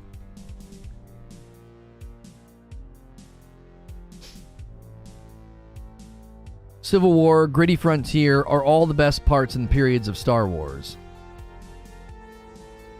Yeah, I was talking about that last night with my friend, because he's Korean and he didn't watch Star Wars until very recently, and I was explaining why I don't like the first three movies. And I said, you know, the reason that Mandalorian and Rogue One and, you know, Empire Strikes Back and New Hope are all the best, it's because they feel gritty and dirty, and it feels old, and it feels, you know, dangerous, right? And then it gets too clean. I said, you can see that, like, the Return of the Jedi starts out really rough. You're at Jabba's palace, and there's a Rancor, and the Sarlacc pit monster, and then the movie ends with the friggin' Ewoks. You're like, what happened? It's the injection of that kid movie thing that Lucas does, and then you go watch episodes 1, 2, and 3, and it's serious, right? There's a kid he's enslaved, and he has to leave his mother, and there's war, and people are dying, and it's all so domesticated and clean, and just, it's all kiddish. It doesn't work. Like, even the fight with Darth Maul, it's so domesticated. Ewan McGregor brings wrath and anger to the fight, but it still feels so clean, and it feels like a kid's movie. It doesn't feel. If you were to read the accounts and the descriptions of what happens in, like, the first movie, The Phantom Menace, it would seem very serious and somber. But then you watch the movie and you're like, let's do a barrel roll. Like, what's happening? That is fundamentally what is wrong with those movies. Like, it's not what happens. It isn't. It's not what happens. Yeah, it's this sterile, domesticated kid movie crap. It's not even about the fact that, like, it's pre-collapse and there's success and there's big cities. It's not even about that. It's thematically dissonant. You literally have a guy losing his grip and killing for love and even kind of being creepy, and it just doesn't work. It doesn't. You have a guy who chokes his wife out and kills children, and it never feels that serious. It just feels so sterile and domesticated. If you were to just read a bullet point, line-by-line description of what's going to be contained in The Phantom Menace, and then the Clone Wars, and then the last movie, or whatever the last one's called, it's like, you'd be like, wow, these are going to be pretty serious. These are going to be pretty crazy. And then you watch it, and you're like, what the frick is this? What's this kid movie crap? It's the George Lucas Ewok effect.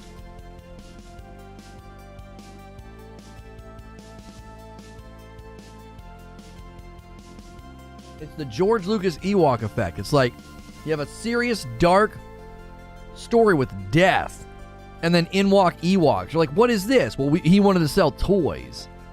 So instead of having a forest full of Wookiees that would have understandably been able to take out, as the indigenous people, they'd have been able to take out the stormtroopers, instead we get dumb little teddy bears with sticks.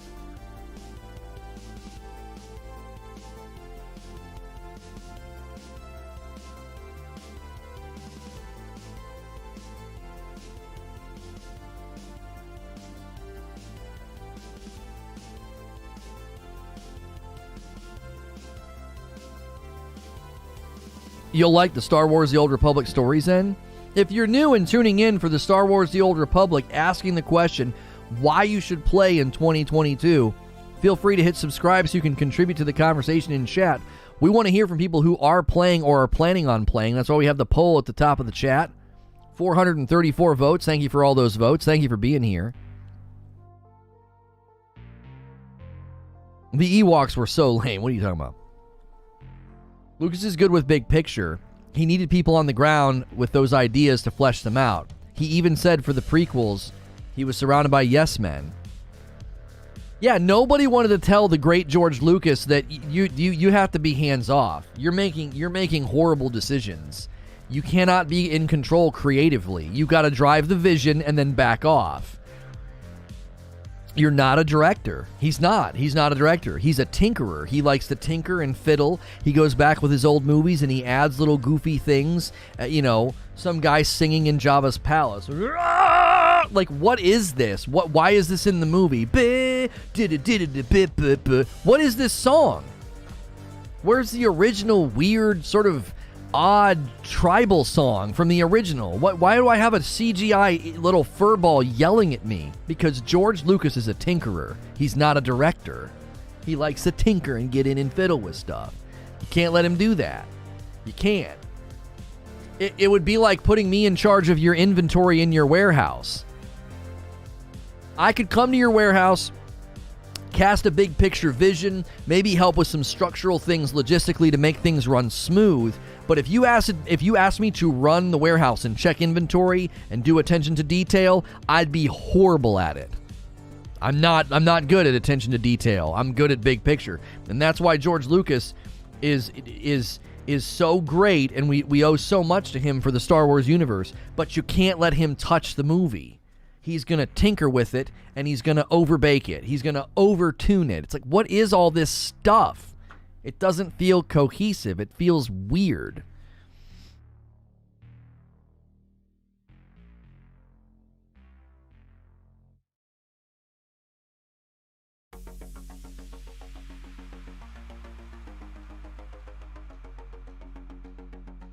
That's why The Empire Strikes Back is the best movie. He didn't direct it. That's exactly right.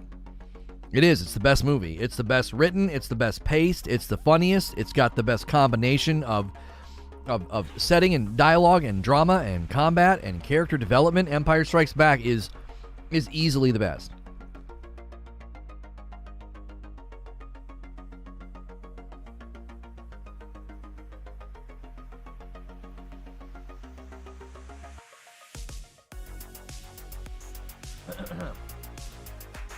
Like Han Solo saying you could use a good kiss. I mean, that's better than like the entire scripts of like episodes 1 through 3.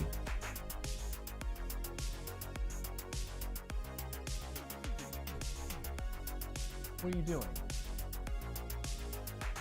Are we expecting earlier? I'm gonna have a bad temper.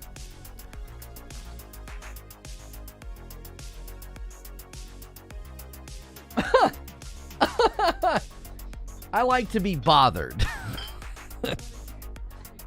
Sebastian Maniscalco. His wife's like, why are you like this? He's like, I like to be bothered. And I'm like, that's my spirit animal.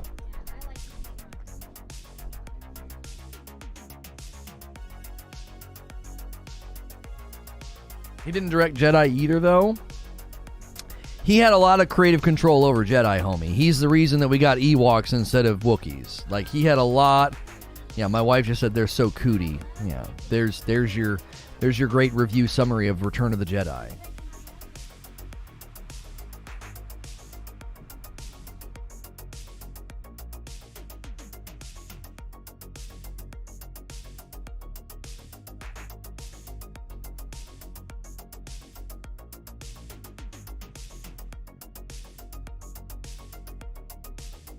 I'm just clarifying that it's Wednesday, right? I didn't sleep Tuesdays. It's Wednesday.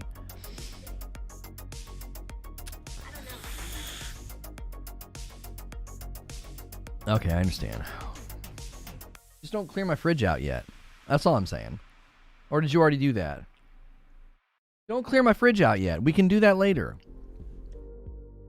That's all I'm saying.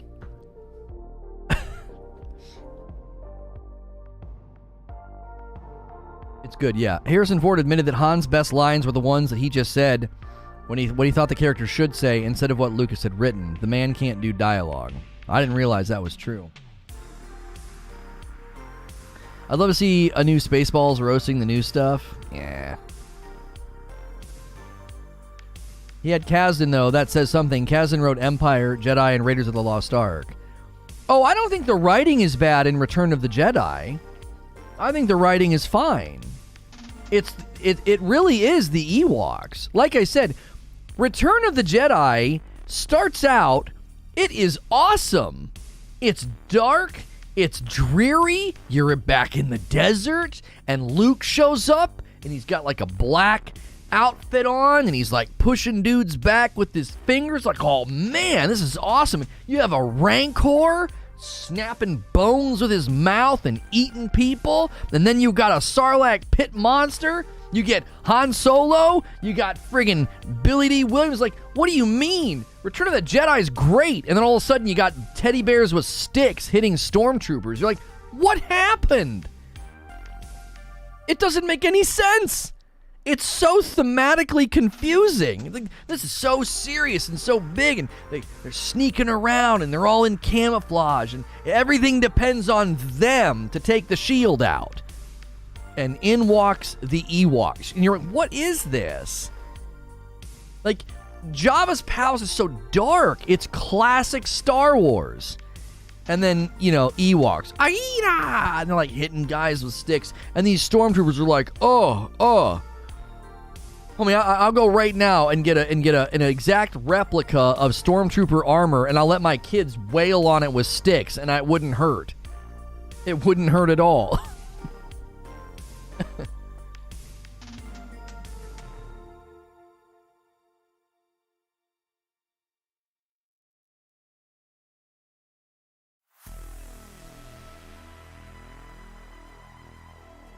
Jedi is fine generally. The Ewoks just changed the tone too much. You have to have moments of levity in a dark story, but it became the Muppet Show out of nowhere. That's a great way of saying it. That is such a great way of saying it, yes. It really didn't make much sense that the Empire lost to a bunch of bear cubs. Why didn't they just start burning down the forest? Or, I don't know, just shooting them. Just shoot them all. It wouldn't be hard. They don't have anything. Like, at least the Gungans, they gave like the Gungans technology to block and attack. And the Ewoks were just like, yeah, you know, we're 3 feet tall and we got sticks and rocks.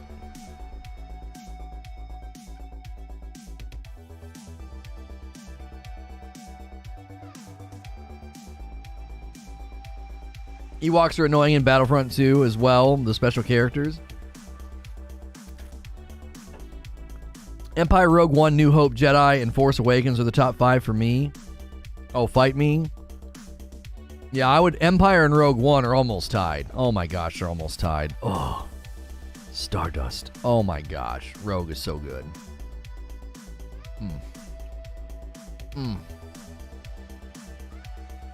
It's just excellent. It's so fun.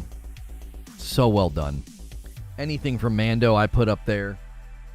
Anything from Mando I put up there. It's all good. It's all good. I would take Jedi Fallen Order's story. Honestly. Jedi Fallen Order, the story in that, I would take that over episodes 1 through 3 and episodes, episode 8. 7 and 9 are fine, but they're not excellent. Jedi Fallen Order is awesome, man. It's just so dope. I'm telling you right now, they could bring him into the future. I'm telling you right now.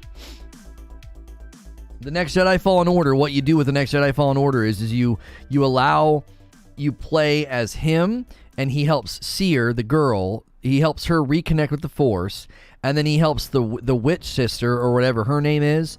She ends up wielding the lightsaber and becoming playable as well. Then you end that Jedi Fallen Order, you end it with Cal getting frozen in carbonite. He gets frozen in carbonite and then stashed away somewhere, and then you can bring him into Mandalorian. Like, Mando finds him. Like, they end up figuring out, like, wait, there's another Jedi somewhere. There's rumors of another Jedi somewhere. And he would go find him frozen in carbonite and wake him up. And then Cal would be weak and not have good connection to the Force all over again. Oh, it'd be so good. And that's how they track down, that they would use Cal to track down, Grogu. I think they could eventually bring in Cal, but it looks like they are bringing in the Rebels characters to live action. Sure. Yeah, I think you could bring in Cal easy. And then you'd have him exit from the game, and then the game would, the third Jedi Fallen Order, you could take over and play as the women. Cal's young enough to be in Mando? I thought he'd have to be frozen for a while. Oh, you could have him be older. I guess you'd have to do some makeup, right? You'd have to age him. Because he is quite young. I guess that's true.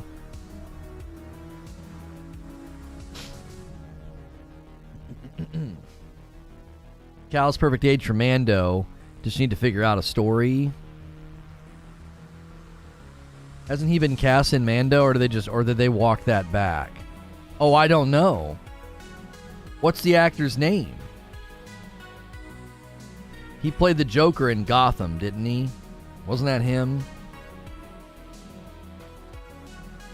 At least I thought he did. Am I imagining something? Oh, he wasn't in Gotham. What am I thinking of? I thought he was in Gotham. I must be thinking of a different show. Cameron Monaghan.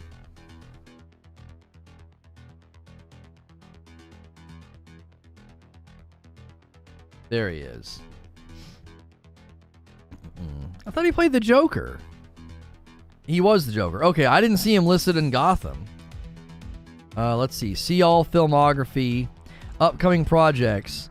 DC Showcase. Commandi, The Last Boy on Earth. Shameless, Acting for a Cause, Jedi Fallen Order. Yeah.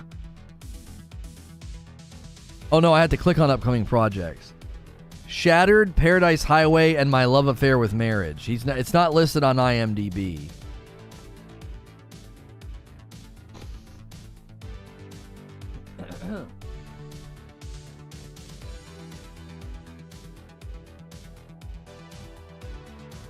He's Proto-Joker, Jerome. Okay, gotcha. Yeah, I mean, he could easily be in Mando. Could you search his name, Mandalorian? Will he ever appear in a live action? He stole the show in Jedi Fallen Order as Cal Kestis.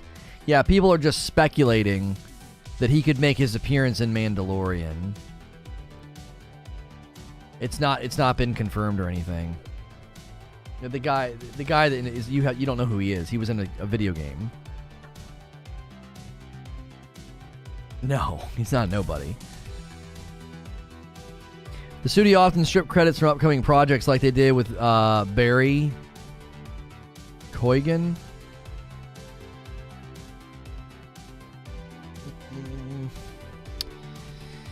Ewoks had the Force.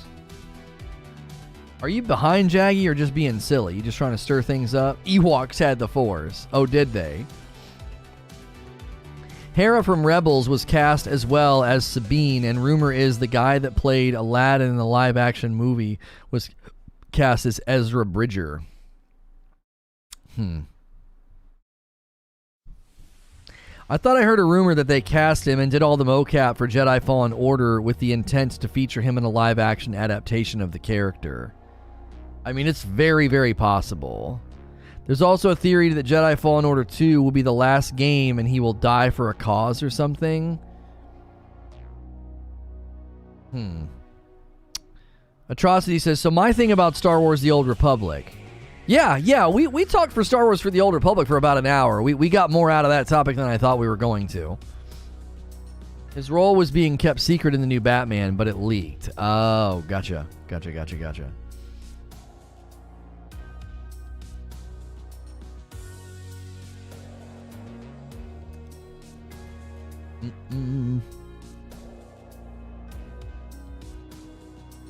I mean, it's certainly possible that they cast him in Jedi Fallen Order knowing full well that they would use him later. My thing with Star Wars The Old Republic is I played a lot at the beginning and then I quit and have been scared to come back that it would be shut down, but hearing it's at 250,000, I will come back. Well, and here's the thing, Atrocity. The Star Wars The Old Republic 7.0 update hits in February is going to be a huge reason to come back and start fresh. Because the character creation, the classes, the combat stances, all of it, like they're modernizing the game. So that'd be a great time to come back. Lono, recently discovered you. I think I may have stopped visiting your channels back when Destiny Bungie community was targeting you. What happened with that crap? And what do you think of Bungie? Let me do a little research here. Feels like you're trying to derail. That feels like a derail. Although your account is old, so apparently it's not a derail. Okay, you've had a YouTube account for 6 years. If you want to know my thoughts, then I have a whole video on the Bungie thing on this channel, so you can go watch it. I'm not talking about that today. I have a whole video about the IGN coverage and how I think it's spin, and I've even had former employees of Bungie reach out. So if you want like my full thoughts all fleshed out, there's a whole stream of that, and I'm not gonna sabotage today to talk about it. I was in the middle of a race in Riders Republic, so I couldn't give my Ewok theory in time. You think that the Ewoks had the Force? I'm not a huge MMO fan, but I'm a big Star Wars fan. I've tried Star Wars The Old Republic, and I just couldn't get into it and would love a reason to try again. February is going to be a great time to try again, for sure. Star Wars The Old Republic in 2022, I think, is going to be a very different game as the year progresses. We also have an entire series about that on Presents. Yeah, I have a whole series on my larger channel it's called the Say No to Rage story. Like, the 9th episode hits tomorrow, and it's an early conclusion. We're ending early because I explain it all tomorrow. I'm curious because the High Republic is what Star Wars is really heading to now, and I wonder if Star Wars The Old Republic will adapt that a bit.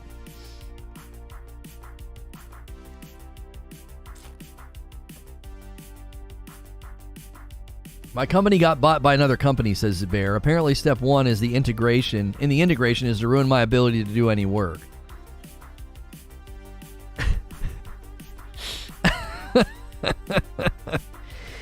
If you're tuning in and you play Star Wars The Old Republic, we want to hear from you. The poll at the top of the chat says, Star Wars The Old Republic, are you playing now or will you play next year? Significant changes on the horizon. And curious what you guys think. Curious if you're playing now or plan to play more or in the future. And convince us if you're playing and enjoying it. Darth Jar Jar is real. I hate that theory. That theory is just so that's like water's not wet. It's just so fake. It's not like a real. It's just people memeing. It's just people memeing. You know? Thank you so much. This guy just left a comment on this morning's stream. He said, dude, I disagree with you all the time, but you're extremely fair and honest about your opinion, and I find that very refreshing. Keep up the good work. I always appreciate that when someone's like, man, I don't ever agree with you on almost anything, but you're fair. That's what we strive for.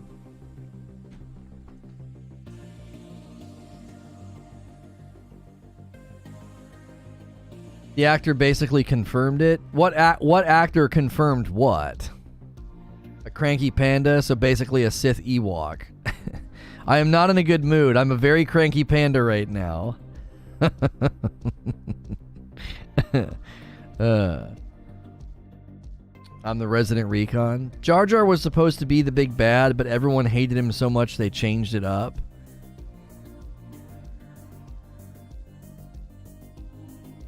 I don't understand. Where has this been confirmed? But the Darth Jar theory is worse than Rey. Your parents were nobodies. They were junk traders. Yeah. The voice actor. Darth Jar Jar is real. There's so much evidence. No, no, there's not. I've looked at all those theories. They literally twist the fabric of reality. They misrepresent things. I've looked at the elaborate theories about Darth Jar Jar, and they misrepresent things. They take things directly out of context or misrepresent scenes. I'm like, that's not how that happens, or that's not true. And they do it because it's the internet, and who's going to go watch the dadgum movie to check it? It's entertaining, so everybody buys into it. It's not true. It's just people memeing on the internet, and they can be very convincing because if you rip a bunch of stuff out of context and misrepresent it, you can do all kind of things. Don't get me wrong, it's my favorite thing to use to mess with Star Wars fans, but it's real. I have never seen anything to indicate that they initially had plans for Jar Jar to be the big bad, and they changed their mind because everybody hated him. That doesn't make any sense at all in light of the first movie. So they knew people were going to hate him somehow, because in the first movie, he doesn't do anything. He doesn't do anything to indicate that he's like some maniacal bad guy in hiding. It's very clear who the bad guy is. It's Darth Maul. How many Sith Lords can you have then? Because doesn't that break Star Wars lore or whatever?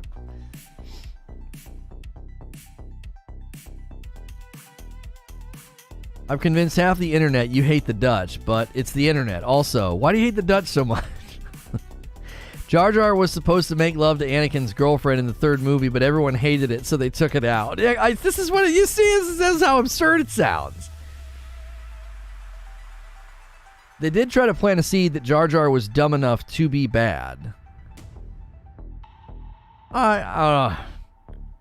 He couldn't swing the double saber without cutting his own ears off, right? It won't adopt High Republic theory here. Old Republic, High Republic movies. Oh, in that order? Rule of two. Come on, guys. Right, so they planted seeds that they were breaking the rule of two with a bumbling Gungan. I heard that Lucas loved the idea of having the character you meet on the side of the road, who you think is a nobody, somehow be important. So, okay, they could have been entertaining the idea in a conceptual phase, but there is no way on God's green earth you're going to convince me that the story-making decisions they made for The Phantom Menace was laying the groundwork for Jar Jar being a significant and dark or evil person. No. There's no way. They may have entertained it. There may have been a time where they entertained the idea, like, what if this bumbling guy here was actually bad or a secret agent of the Sith or something? They clearly didn't do that. That first movie, there is nothing there. I'm telling you, every single time I've entertained this conspiracy and I've went and read the posts, they always misrepresent what happens in the first movie to trick people. Every single time. I feel terrible for the Jar Jar actor, though. He got death threats for that role. Nah, well. Jar Jar, I mean, that's the idea of Luke. Yeah, that he's just a nobody farm boy and he ends up being somebody special. It's the narcissism of the chosen one. Like, you know what I mean? Like, one individual is just, mundane and not important, but actually they're insanely important. It depends on the Sith Lord. Some believed in as many Siths as the Jedi. Some believe just one in the Apprentice, and some believe in another that I can't remember.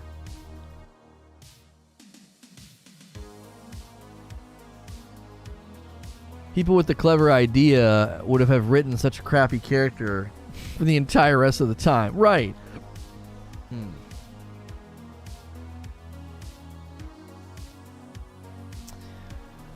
Both Ahmed Best, Jar Jar, and Jake Lloyd, young Anakin, were both land-based and got death threats. Generally got the shaft. Well, it ruined Hayden Christensen's career. I mean, he couldn't get movies after that. I'm glad he's going to get to redeem himself in Obi-Wan.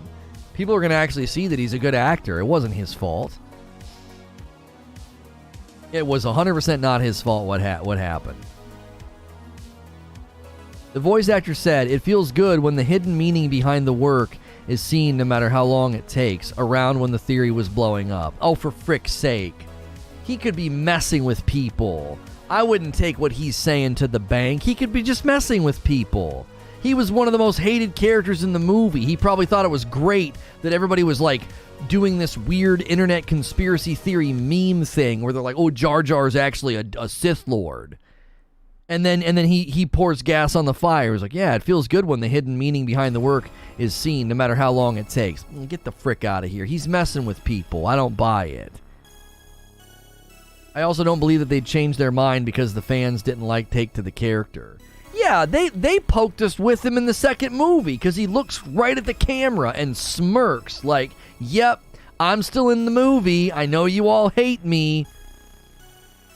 They wouldn't have changed their mind about that. I don't think so. Oh, everybody hates him. Better change our plans. All Siths are not Sith Lords. The rule of 2 is for the Sith Lords. I'm telling you, got to make a better case than the voice actor saying something. I once looked at this. I went, watched the videos, and looked at like a forum post or something, and I was like, so much of this is misrepresentation of what happens in the first movie. They're twisting things to fit they're twisting things to fit a predetermined narrative. There can be 2, no more, no less. One to embody the power and the other to crave it. It's literally the Sith rule of 2.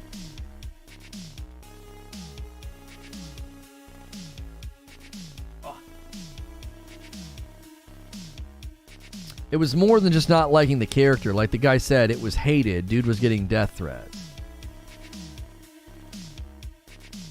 Sorry joining in late. For anyone who wanted to come back to Star Wars The Old Republic, subbing for a single month gives you all of the current DLC. Well, Cletus, if I sub for a month and then I cancel it in the second month, do I still have access to all the DLC, or does that stuff get closed off to me once my subscription ends? By the way, if you guys are just tuning in and you're wanting to talk about Star Wars The Old Republic, why play or play in the future, take the poll at the top of the chat. Remember to sub to the channels. We'd love to hear from you.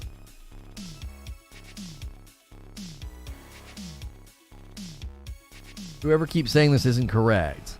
Lucas said Jar Jar was the key of helping the theory along to... Oh, yeah. What? What's this say here?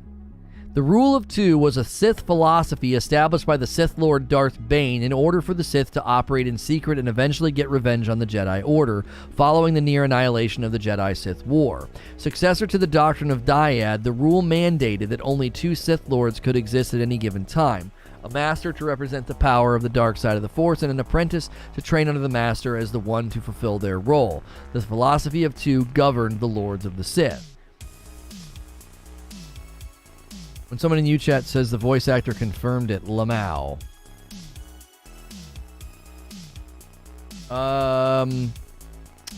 Hang on. Actors you're looking for, and there's a lot more to his character than initially meets the eye, but original plans for the character were shelved after the poor reaction to his antics. What can I say about this? I kind of said it on Twitter. There's a lot about it that's true. There are some things that are not true. Could Jar Jar have evolved into that? I think the answer is yes. Because of backlash, and rightfully so, Lucasfilm backed off from Jar Jar a lot. But a lot of the influence I put into the character mirrored a lot with what was already in the Star Wars universe. So was there an official Darth Jar Jar in the works? That's really a George Lucas question. I cannot answer that question. Yeah, I don't think so. I think they might have thought, hey, wouldn't it be funny? We'll plant all these seeds, and if we decide to do it later, cool, right? But that guy is not confirming that at all. Creature saying Lords, Sith Lords, not the Sith. So Creature saying there can be other Sith, but they're not Sith Lords. is what Creature's saying. The rule of 2 applies to the Lords, not the Sith in general.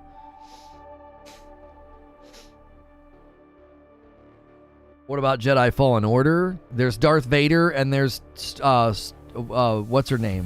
Strella. Trilla. There's just 2 in that, isn't there? Oh, no. That actually, I think, might be right. Aren't those other people you fight the second sister? Isn't she a Sith as well? But she's not a Sith Lord. There's Darth and there's Trilla, but you fight that other big maniac with the lightsaber. What is she considered? Inquisitors are different than Sith Lords. So were Inquisitors considered Sith or just an arm of the Empire?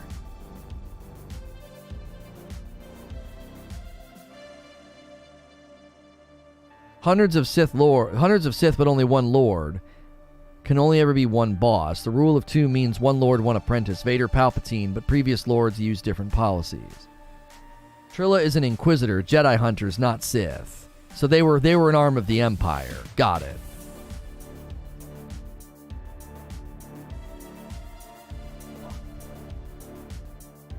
I cannot answer that question, chat. The actor confirmed it. Sith are also a race. Okay. Well, according to the actor himself, he did not confirm that they had plans to make him evil. They were in talks and considering it, and then the entire idea was scrapped after everybody hated him. So it is true that they were considering it, but there is nothing in that first movie.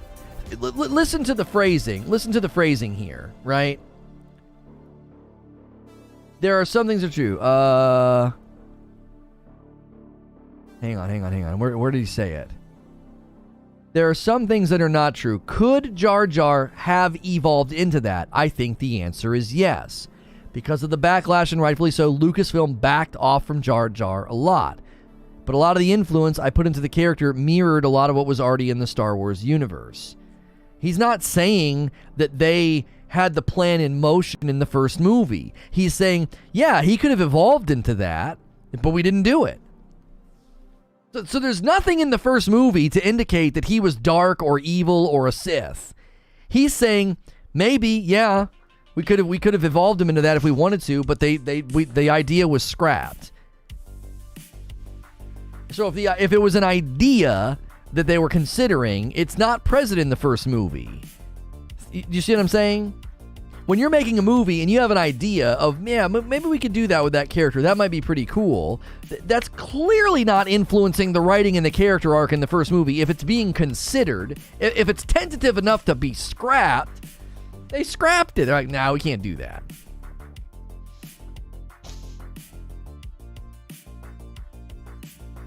That confirms what I was saying. There was a plan to do it. No, he doesn't say there was a plan. He indicates that it was a possibility. He didn't say there was a plan.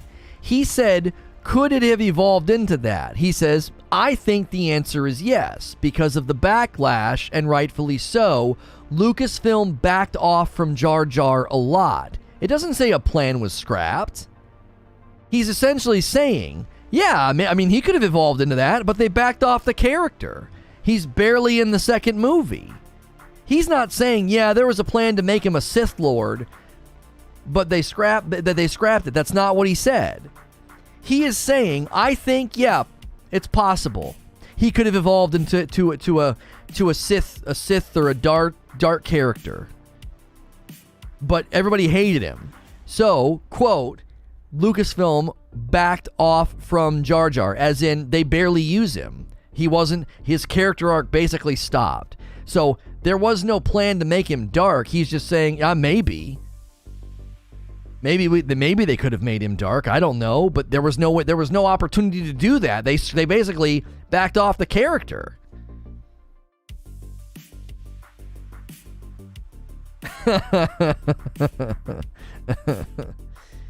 That's a good gif, Ashen. People are leaving across the Grand Canyon to get to their conclusions.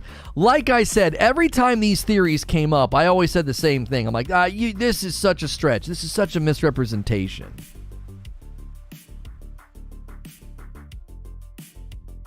When asked about a deleted scene which supposedly saw Palpatine thank Jar Jar for allowing his ascension to power, Best replied, "It was just me and Palpatine walking down the runway, thinking about the plans to turn the Empire into what it had turned out to be." I don't understand that what he's saying there. Is he saying that they were commiserating about plans, or they were just walking together? He could have been developed into anything. What the actor's saying is not very specific. Yeah, he could have been just a significant politician. You see what I'm saying? He could have evolved into an evil politician that sided with Palpatine. That doesn't make him a Sith. That doesn't make him a Darth. That doesn't make him a Lord. That doesn't make him a Force wielder. He's just corrupt. He feels like the Gungans are mistreated and disrespected, and he's going to take up for the Gungans, and he's going to side with Palpatine, and he becomes an evil politician, right? There's so many things they could have done. The idea of Palpatine looking at Jar Jar and being like, "That's my next apprentice," is effing laughable. Yeah, come on. Yeah, they were just walking together. Do you see? If you have to come up with this Darth or Sith Lord Sith Jar Jar theory, and you have to literally make things up, like, oh, Palpatine thanks Jar Jar for his ascension, and the actor's like, no, we were just walking together. Were they going to turn him into a Sith Lord? I think the answer is maybe. He could have evolved into that, but everybody hated Jar Jar, so they backed off Jar Jar.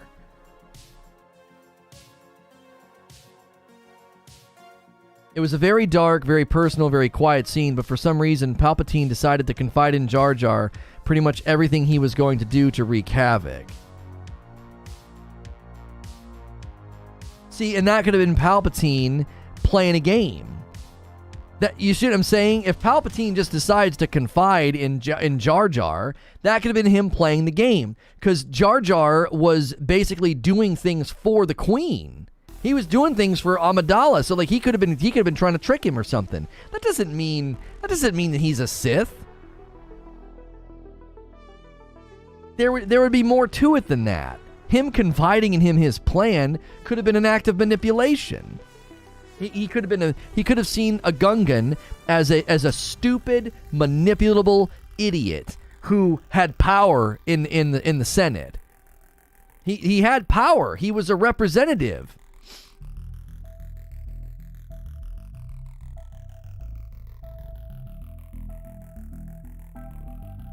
You voted no? Thank you. You're not going to be playing Star Wars The Old Republic now or next year. I don't actually believe the theory, it's just funny. Plus, look how mismanaged the prequels were. Do people really think they had some kind of foresight? Right! The last line of that quote is, "Wherever that scene is, that would give great credibility to the Darth Jar Jar theory." Yeah, it would give credibility to a theory, but it's not grounds for it. Yeah, screw Dooku, screw Anakin, give me that Gungan.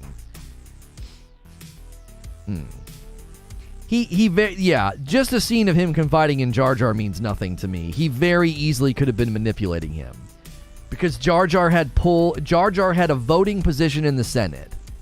And if a Gungan backed something that Palpatine does, that would have been convincing. Oh, like, well, the Gungans are the indigenous people of the planet, and this guy's saying that we should do this thing.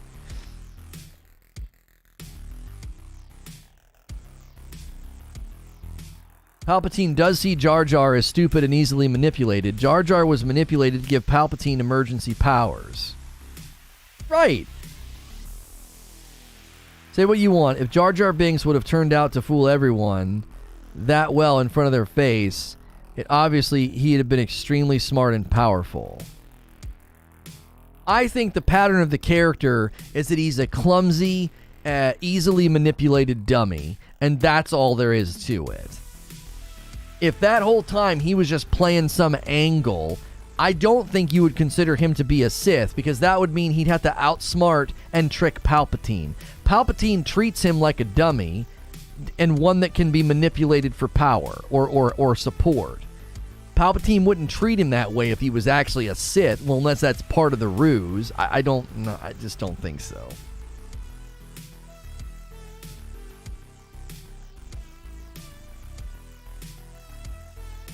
Remember that the Gungans only got the seat thanks to Palpatine's push for equality on Naboo with Padme. So this is all Darth Padme's fault.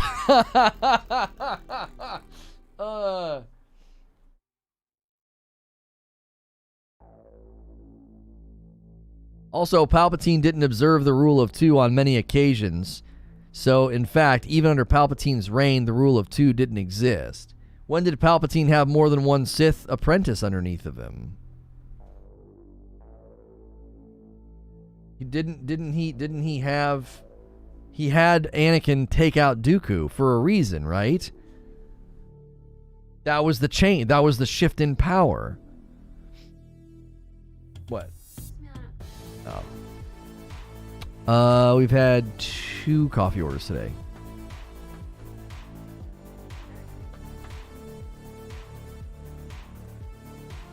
Do you want me to? I could print the orders right now and tell you what they are if you're bagging them right now. Yeah, nobody's gonna see. I don't have the screen up. Wait, keep going with the Darth Padme thing. It sounds kind of hot.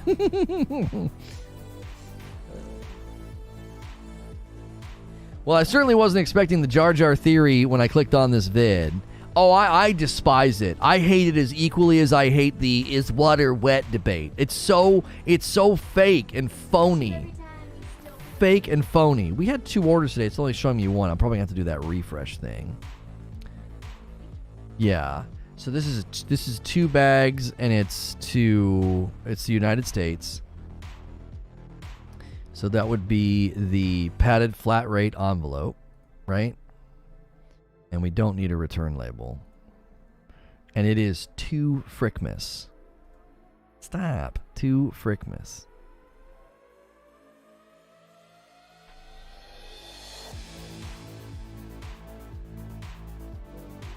Refresh the orders.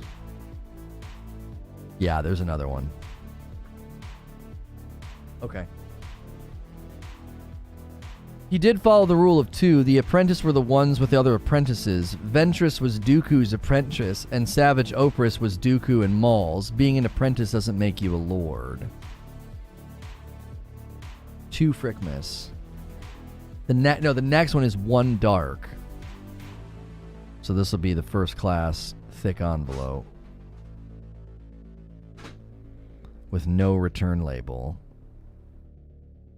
And this is United States? Oh, Hawaii! Yeah, we've never shipped there before.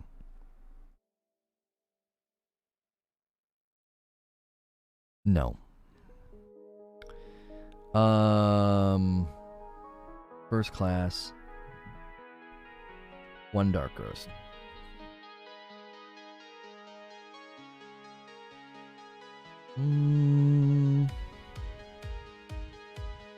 There you go. Anybody right now, you got 5 minutes. You got 5 minutes. If you're trying to get coffee before Christmas, after today, it's unlikely. So if anybody submits an order in the next 5 minutes, we can print and bag right now. She's going to the post office, so I'll give you 5 minutes. We just printed the 2 orders from today. No pressure. I'm just giving people an opportunity. Last minute stocking stuffer ideas. You want to have coffee for the folks or the family coming over. You got 5 minutes. Yeah, coffee for yourself. Whatever. Didn't he have Dooku and Maul at the same time? No, somebody was saying that Dooku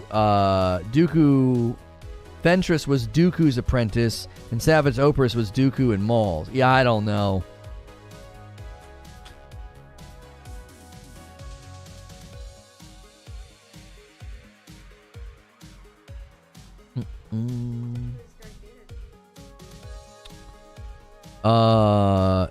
Well, Darth Vader was an apprentice under the Emperor.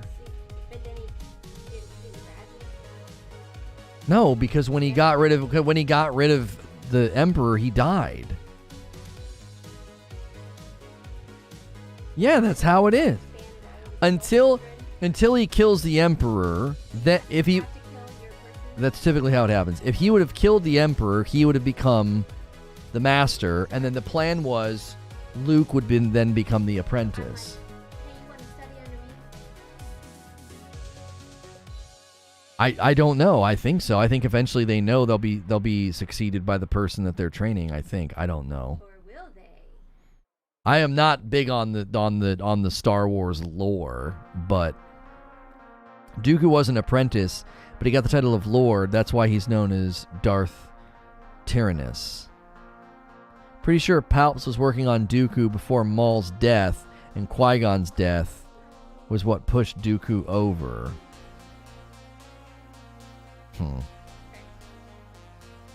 Okay. I'll text you if anything happens.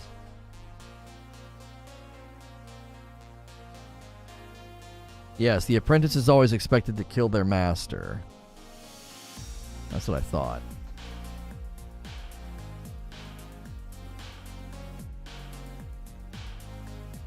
It was technically Ventress's title?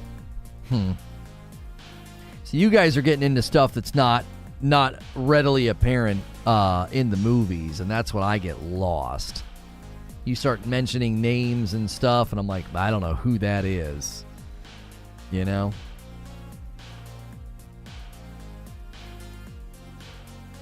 Okay. Okay. It's fine. That's how they prove that they're worthy of being the master. It's the Kingpin method of career advancement. Yeah. It's the Kingpin method.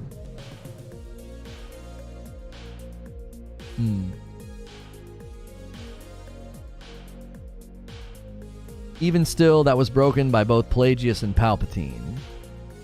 Let's just say, Asajj Ventress deserves a standalone movie series 100%. Ventress wasn't Sith, though.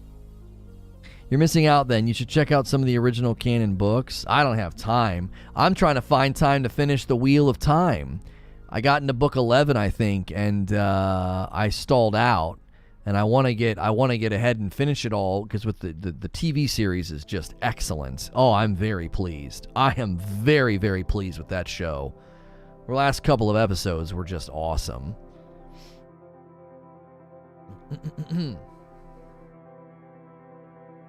Not a Sith assassin, a Sith's assassin. It's like stand-up comedians with laser swords. Assassin. Assassin. I can't say it. It's assassin. I get it. I get the joke. It's just hard to say assassin. I came here for Star Wars The Old Republic talk, and I'm getting all these movie spoilers, and for that reason, I'm out. Here's one I forgot, which Palpatine believed in. Also, the Rule of One was the name of the Sith doctrine developed by Darth Krayt and followed by the One Sith. Darth Krayt's doctrine. Huh. A lot of the previous books have been removed as canon and moved into the Legacy collection. Wheel of Time's on Audible, that's how I've been reading them. I was tempted to do that because my brother told me, he said one of the later books in the series is like the entire book is a battle, and he says it's just insanely awesome. He's like, there's just some stuff that happens that's just absolutely nuts.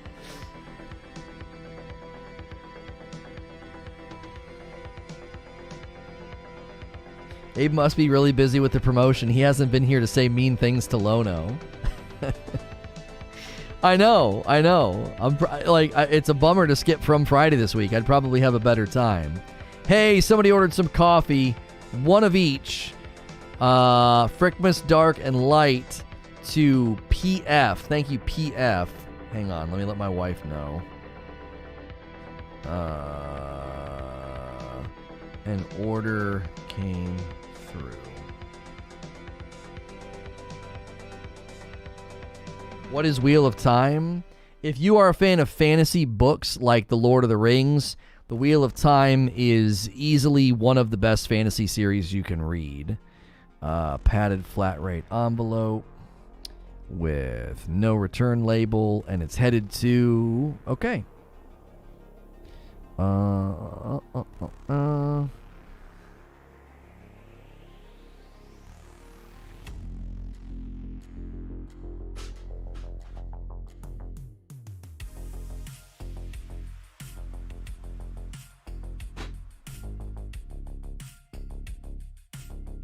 Now, ordinarily we don't do this. I just put the paper in.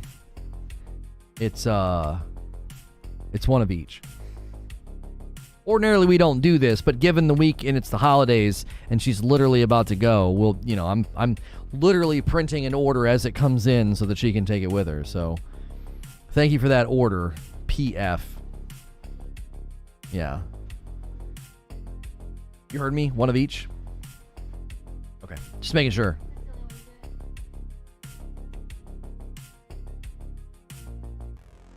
It'll be my first dark roast and Frickmas brand. Looking forward to trying them out. Lots of people that have had light roast, Eric, they actually end up switching over to dark and Frickmas. So I actually think that once we're out of the Frickmas blend, a lot of people are going to drop back down to light roast because the Frickmas blend is a medium. Because our light roast sales have slowed down, but the light roast is literally... This is the most drinkable coffee I think I've ever had. Like, if you know people that even aren't even into coffee, this is the coffee to have them try. Balanced acidity, extremely smooth, and it's a light roast. So, it's the balanced acidity of both dark and light, and the Frickmas blend is one of the reasons the coffee is so drinkable. And I'm telling you that light roast is good. What'd you think of the coffee this morning? Number 2. Yeah, I thought the same thing. It was better, but it's just it's not. I did notice that almost like it had like a slight bite. Yeah, I feel like this doesn't drink it black. You can drink it full creamer.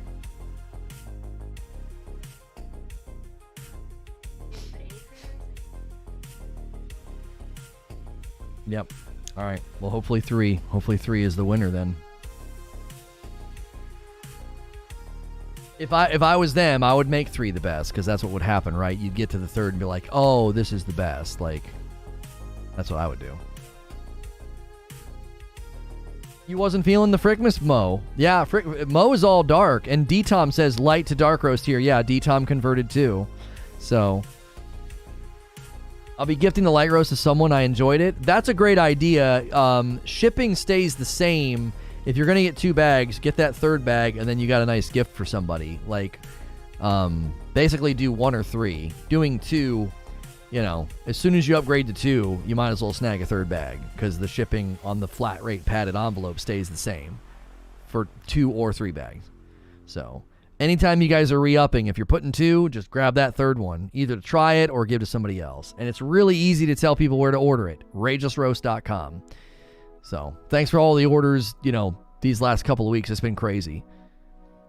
No, we're not going to continue Frickmas under another name. I think that would be a mistake. I think the excitement of bringing it back next year after how popular it has been will be a very, very smart call. Having it all year would not be a good idea, I don't think. It's very nice to listen to you, too. Oh, thank you. Are you still running the buy 2 bags and get a 3rd for the full price? Yeah, we're still running that special. If you buy 2 bags, you can get the 3rd bag for the full price. That's right.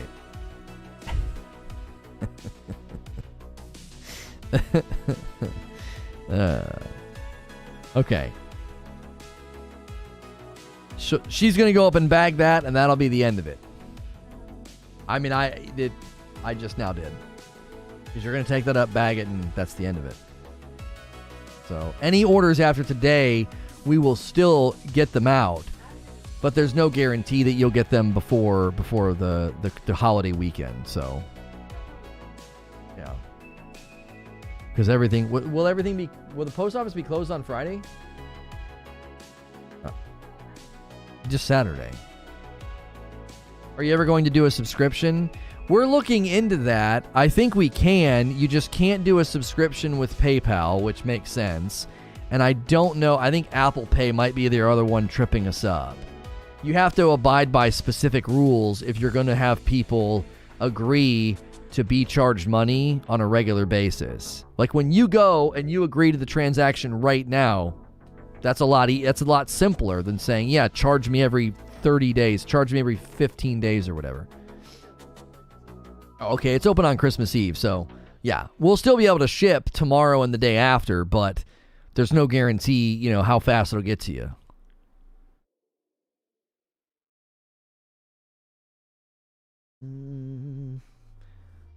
Man, you guys are going full Star Wars nerd in chat. The Zahn stuff is canon. The rule was written before Disney.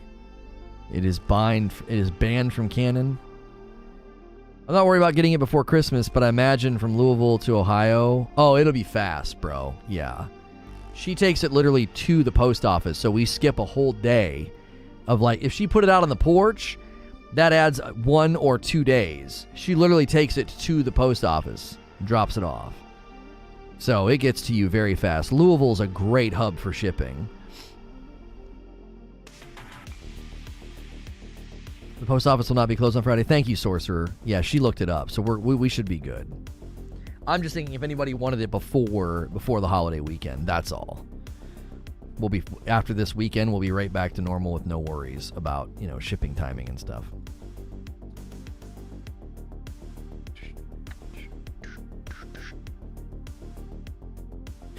Big UPS airport there. Yeah, that helps.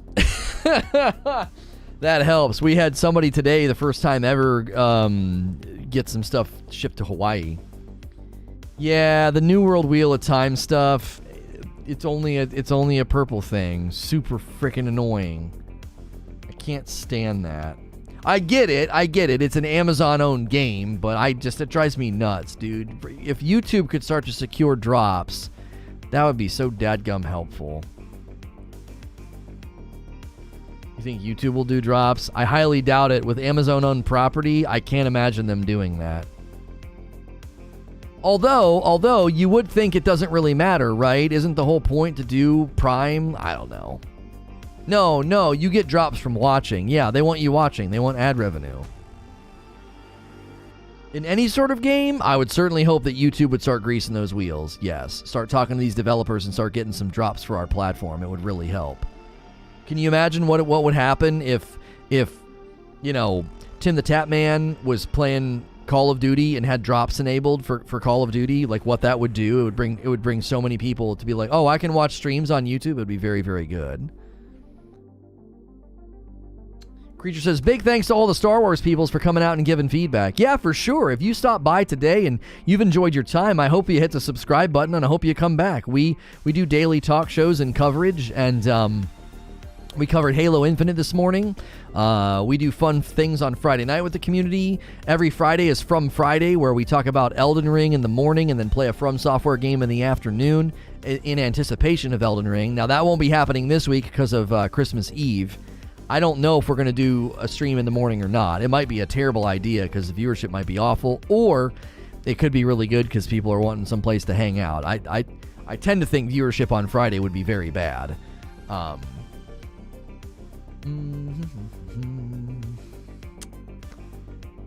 Nice to see that going off the path is okay. Well, and this isn't really off of our path to a certain extent. Like we are definitely trying to, give this channel MMO style coverage.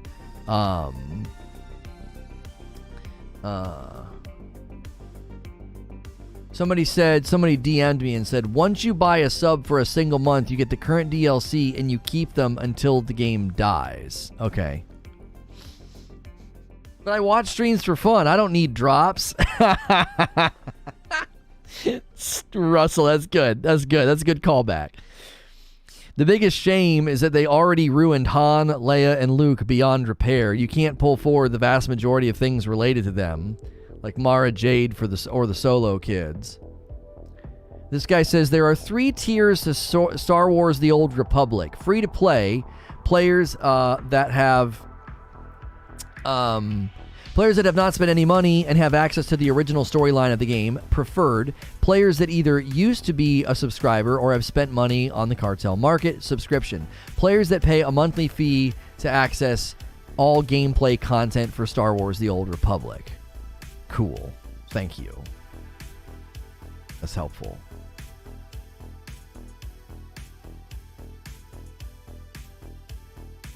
Will you start a group to play with on Star Wars? I think the best thing to do if I jumped in fresh would just be, here's what the game looks like as a brand new player.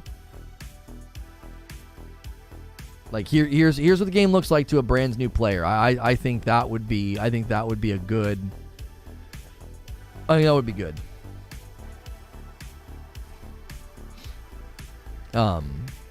Personally. And then obviously I can pull in other people and do group play. certainly. I could do group play. Did we actually roll up to 47.1 over there? We're getting subs on Presents. What is freaking happening? Hilarious. It's got to be that Jake video. It's got to be. That Jake video is crushing. It's crushing it right now. Yeah, that's where they're all coming from. That thing is soaring. It hasn't even plateaued yet. Dadgum.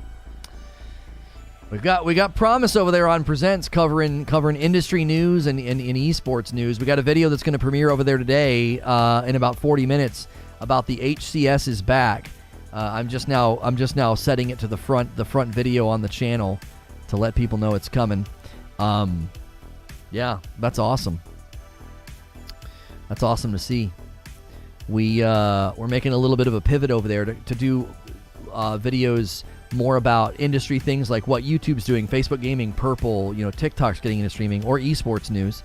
And the more personal videos or videos about culture and stuff, they're not going to be over there. They may find a home somewhere else one day, but for now those videos are going to stop. And that's because they weren't doing all that well. So D Crusade's coming in with a brand new membership. Enjoy the dope badge and emote your dope and deserve dope stuff. I want to see where we are. We might be getting close to the midway point on 500 members. It'd be amazing to hit 500 members on this channel as we end the year. Let me take a peek here. Let me take a peeky. 420 members. Hey, Lamau, 420. I think it's actually like 424. So we're getting there. About 75 more members, and we'll hit 500. So.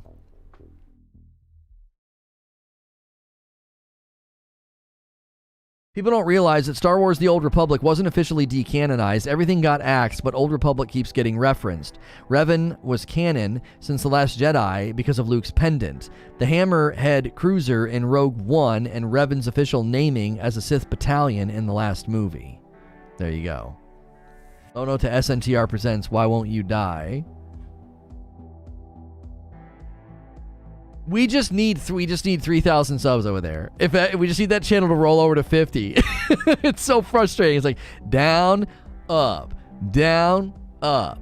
We're gonna push some buttons and probably go into the new year over there and lose a lot of subs, but that'll be good. It needs to stabilize. I recognize there's no way I can feel about Star Wars novels the way I did when I was 13. I hope some kid out there is getting those same feelings with the stuff coming out now. Yeah, for sure. Sorry I didn't stand by you last year. Watched you on Purple for about 4 years. Glad to be back in the community. I appreciate that, D Crusade's. I recognize your name. I know you're a long time supporter. I know. I recognize your name. I appreciate that.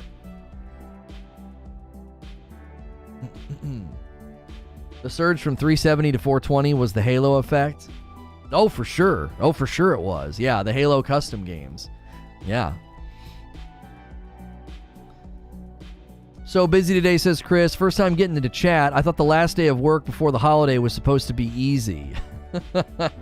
It's never been easy. Hilly says, do you think the culture videos would do better on a non-gaming channel? Yes. I still have an idea for a personal channel. I know what I would call it. I know what it would be about. There's just no time for it, and it's really not the time. We don't have time for it, and I don't think the timing is right either. We got a lot of work to do. We're going to spend the next year getting this channel just going where it's going because we love it. We think it's doing great. We're going to get that other channel, Presents. We're going to get it going in a great direction. We've got some other projects and some other ideas that we're hoping to get going as well. And then the personal channel, could be a year out. This time next year, we could be where we want, and we could say, all right, we've got time to launch this thing. Maybe not. But for now, it has fully been shelved. Just doesn't fit. For MMOs, I'm really interested to see how the day before plays out. Looks really good from what we've seen so far. I have a feeling we are about to enter the MMO deluge, where it's going to be like where everybody was trying to make a battle royale, and that's where it's going to be tough to see who ends up standing tall and who falls all the way down. You should make a channel where you talk about the stuff you hate. Call it SNTR Presents. That's stupid. I ordered a USB mic. The YouTube channel about self-help disguised as talking about tacos is one step closer to reality. I have a perfectly great name for your channel. I won't say it out loud because if you're serious, it just hit me like a lightning bolt. It's so good. It's so good. Oh my gosh. I want to say it out loud because it's so good. I love when I have good ideas, but I can't say it because it's that dadgum good. Because if you're even remotely serious, it's such an excellent name. We just call it SNTR Microsoft. I enjoy the new movies. I'm one of the few, but you messed with my favorite stories and tried to tell me they didn't happen. I don't trust you. Yeah, I get that. Yeah. Thank you for listening to and watching another episode of SNTR Presents. Today we discuss ketchup on steak. Say it out loud. There isn't a lot of competition in the space. It would sound so good for you to say, you're listening to Zubair on the Air. Doesn't that sound good? Zubair on the Air? You're live with Zubair on the Air. Go ahead with your call. Oh, that's frickin' beauty. That just rolls. That rolls. Thanks for tuning in to another episode of Zubair on the Air. And today, we're talking about tacos and why I have a pillow in the shape of a taco in my bed. That's so good. That's so good. Let's taco about it? No. He's the show. Not tacos. He's the show. Zubair on the Air. That'll be on forums by Friday. Yeah, they'll suddenly have some columnist named Zubair. Yeah. We got a brand new podcast coming. It's called Zubair on the Air.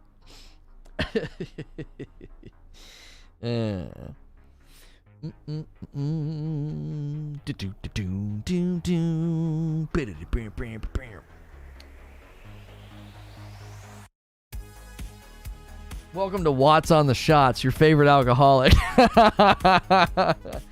Welcome to Watts on the Shots. I got started early tonight. I'm sorry, guys. It's going to be a short episode. It's going to be a really short episode.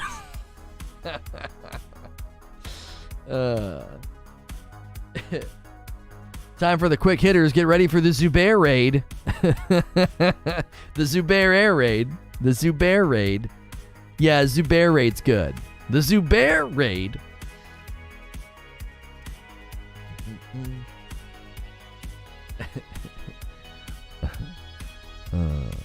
Oh, Chris did Let's Taco About It.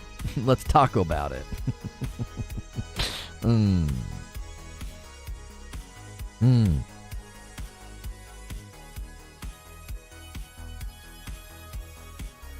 Welcome to Zubair on the Air. Let's talk about it. I want to know why you would combine the two. He could have a segment on Zubair on the Air called Let's Taco About It. This week, for Let's Taco About It, I got a new taco for you to try. You're going to have to hang with me here. The shell is a pancake.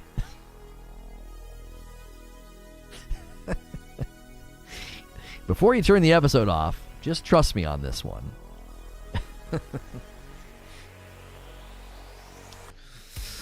New upload, call it Zubair Drop. Oh, that's good too. That's good too. Man, there's a lot with that name you can do. It's excellent. It's an excellent name.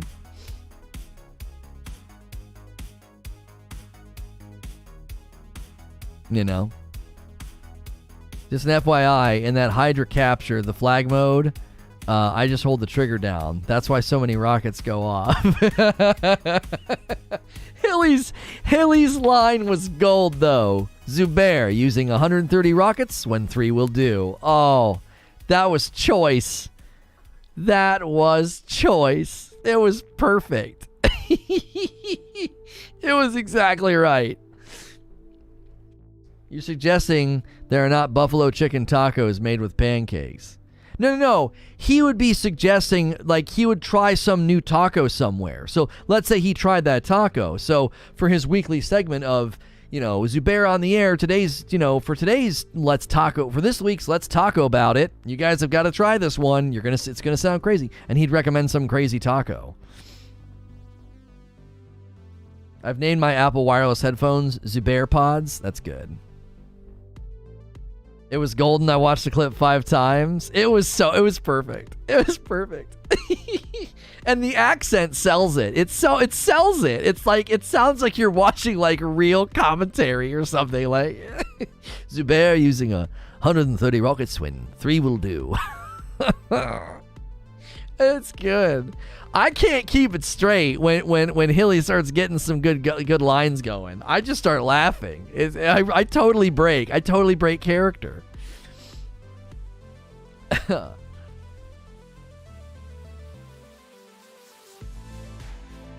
You're not wrong. I just want all the facts on the record in case I want to appeal in the future. Oh, that's good. That's good. FYI, I've never played PvP. Okay, that's fine.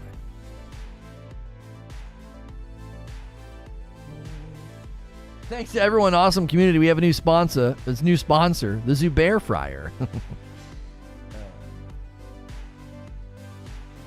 Where is the clip at? Oh, I don't know. Somebody probably saved it. Is it in the clip's room? Oh, golly, it's so good. It is so good. No.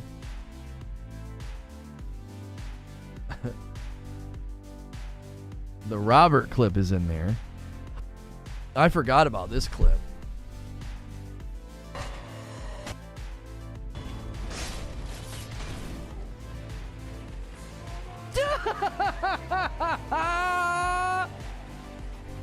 I just laughed.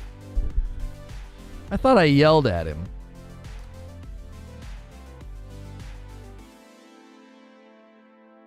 Do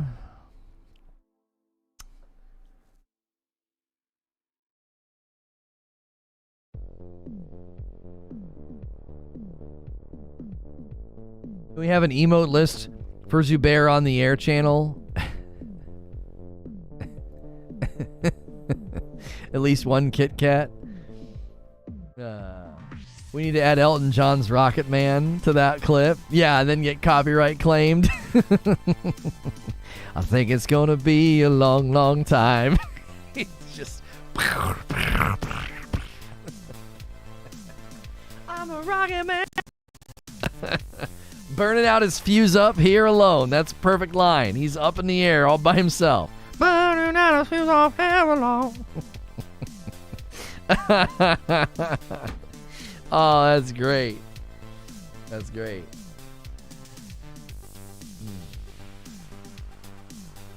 I don't know if links are allowed, but this is a Zubair clip. No, it won't even come through, Expiry. Like, it just doesn't hit the chat. Like, I can't even see it to say it's, hey, no, this is okay, let this come through. I can't even see it. I love how expressive you get when you beat a boss or no crap moment happens in Sekiro. Yeah. Yeah. It feels good, man. It feels good. Whoop on, folks.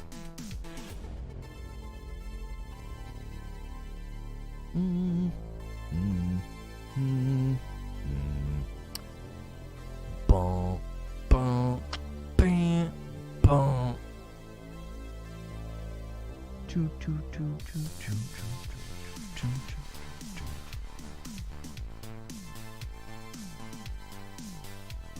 Are they bringing it to console? Garrison, there are people who have looked at all the forthcoming announcements about Star Wars The Old Republic in 2022, and they are saying that they think it might be coming to console. I didn't find their reasoning to be super convincing, but it certainly was... It was marginally compelling. It was like, okay, yeah, you know, maybe. They're cleaning the game up quite a bit, you know. Speaking of split screen, I have a new mode you'll love. I call it Space Quidditch. Oh, golly. It's a shame we can't do an episode this week because of Christmas Eve. We'll have to save it for next week. Next week is New Year's Eve, but I'm assuming, well, hopefully we can get a big turnout. Everybody will just tune in. This will be your Christmas Eve party. Spoiler, it's stockpile with hammers. Oh, that sounds wonderful.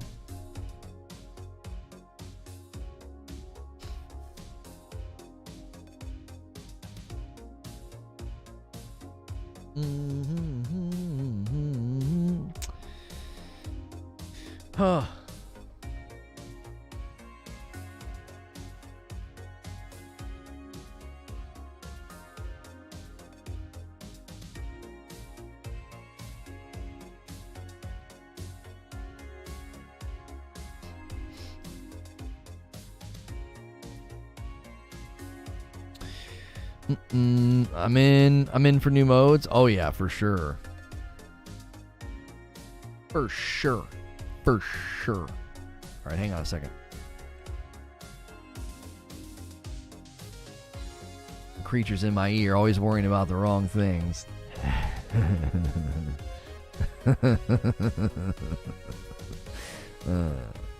Hey, dude, I don't want to see it. I don't want to see it. I love it. I love it. Let's get out of here. You're funny.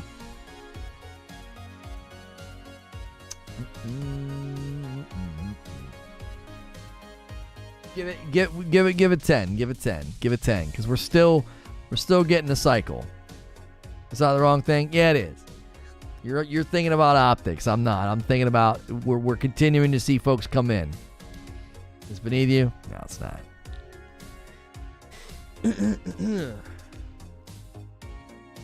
All right, chat. Is everybody taking the poll? Let's look at these poll results. 605 votes. That's actually really good for the afternoon poll. Star Wars The Old Republic, are you playing now or will you play next year? If you're new or you've just recently tuned in, we'd love to meet you. Hit subscribe so you can talk in chat. We've been breaking down everything coming to Star Wars The Old Republic 7.0 next year in 2022, and mainly the modernization is what they've been talking about in the blog post about the Star Wars The Old Republic 10th anniversary. And we were trying to make the case, at least I was making the case, that next year is very much going to be a Star Wars The Old Republic remaster. Like, it's going to be slowly, essentially, sort of remastering the game. Now, I don't know if that means it's going to come to console, but with the simplification of some of the systems, the Star Wars The Old Republic combat styles, and some of the other UI elements and changes could be them gearing up for controller support, which would then let them bring the game to console much easier. That's what we've been talking about, and we appreciated so much hearing from people that have played the game and have enjoyed it prior to today, or people that are like, yeah, I tried it out a really, really long time ago, and I may jump back in because of just how good the future looks for it. A lot of people are feeling that way.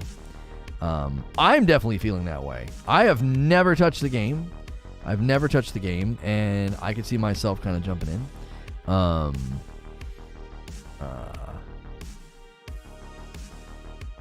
My goodness.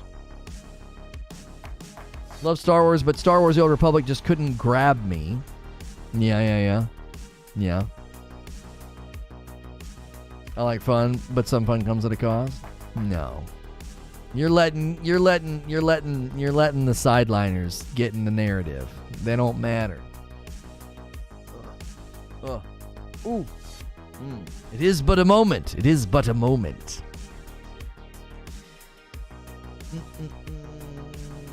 With the exception of Gray, are they made by Sony or D-Brand? What are you guys talking about? They are releasing the color controllers first, then the plates. That's the they are releasing them. Oh, anyone think Sony will release official PS5 plates? Oh, I would love some. I don't like the white at all. I would love a black, just a nice black. Or, a Ghost of Tsushima one would be amazing. It'd be awesome. I would love that. I would love it. It'd be really, really dope. I also like the shape of the Xbox Series X more than the PlayStation 5. I think the PlayStation 5 is just so ugly. It's just awful. They've already announced them? Oh, dope. Yeah, if they're official, I'll try to snag one, especially if they do a Ghost of Tsushima one. That would be great. That'd be friggin' stellar. I got back plates off Amazon, and they look and fit great.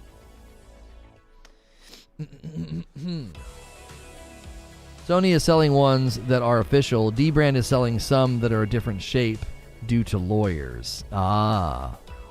Oh, they've announced the official ones already? Are they just colors? They're going to do red, black, and blue? I mean, I'll get black, but I don't know. I'd prefer like Horizon Forbidden West or Ghost of Tsushima. You know what I mean? That's what I would prefer.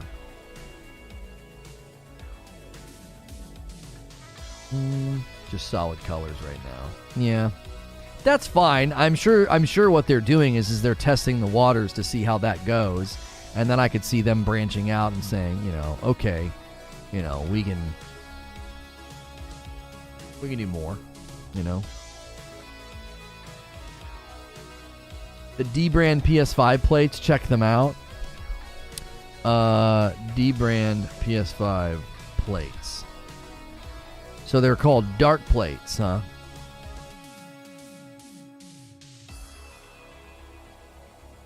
They're making me scroll so much. They literally have like an extra fan hole. Finishing touches. Where am I gonna... I have the digital version. So they let you pick whatever color you want? Oh, you can select how the lights look and everything. This is cray.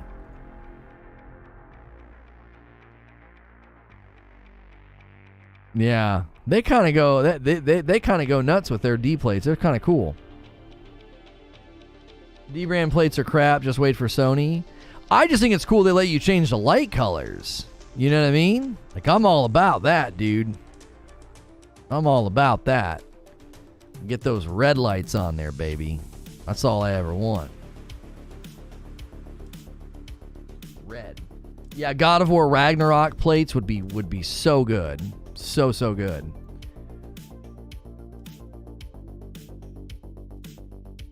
So the 2.0 adds a fan hole and is more in body shape with the console itself than the other add-ons. I think they're also making it in leather. What's the site? It was a D brands or whatever. Hang on. Crap. Reopen. It is dbrand.com. dbrand.com. We're not affiliated with them in any way, but that's what I was looking at. Leather, really? Maybe they want it to look like a purse. I don't know. Yes, Spider-Man 2 plates would be amazing. Ratchet and Clank plates would be amazing. Oh my gosh. There's so many. I'd be changing them out all the time. Your package will arrive on Thursday. I think it's my new boom. I ordered a new mic boom, so that when we have to have the mic come down from the ceiling for the like split screen stuff, it'll be a much better boom. It will be it'll be longer, significantly longer. Like what I have right now, each of the arms is 13 inches, and this is each arm is like 19 inches, so it's like an extra foot. Can we get a Lono faceplate like they did with Linus? No. If you guys are just tuning in and you are interested in Star Wars The Old Republic or video game news coverage, this is a Safe for Work broadcast. We do a talk show Monday through Friday. And today's topic was why you should consider playing this game in 2022. We love hearing from people that have been playing, or you know, maybe you drifted and you're thinking about coming back. Big things coming to this game in 2022. Feels like the Star Wars The Old Republic 10th anniversary. They talked about the 7.0 and everything coming in February, and all that they have planned next year is looking pretty nice.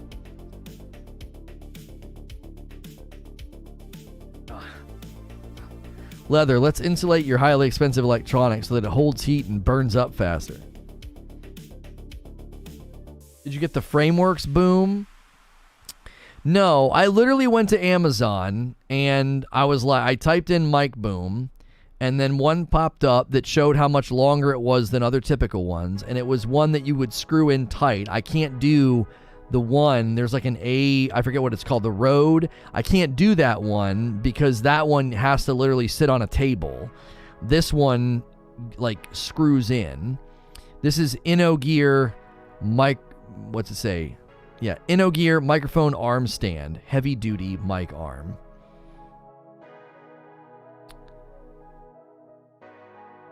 And it can hang upside down. That was the main thing that I needed. I have another boom right now that's long and it's great, but it has to literally sit on a desk. So, I just needed one that was longer. It's just a tool. I don't need it to like look cool or look nice. I've seen some killer boom arms in these podcasts where they're all sitting around on couches. And I was like, my gosh, it'd be great to get those. But I just don't care. Like, I just needed to just bring the mic down into the frame. That's all I need.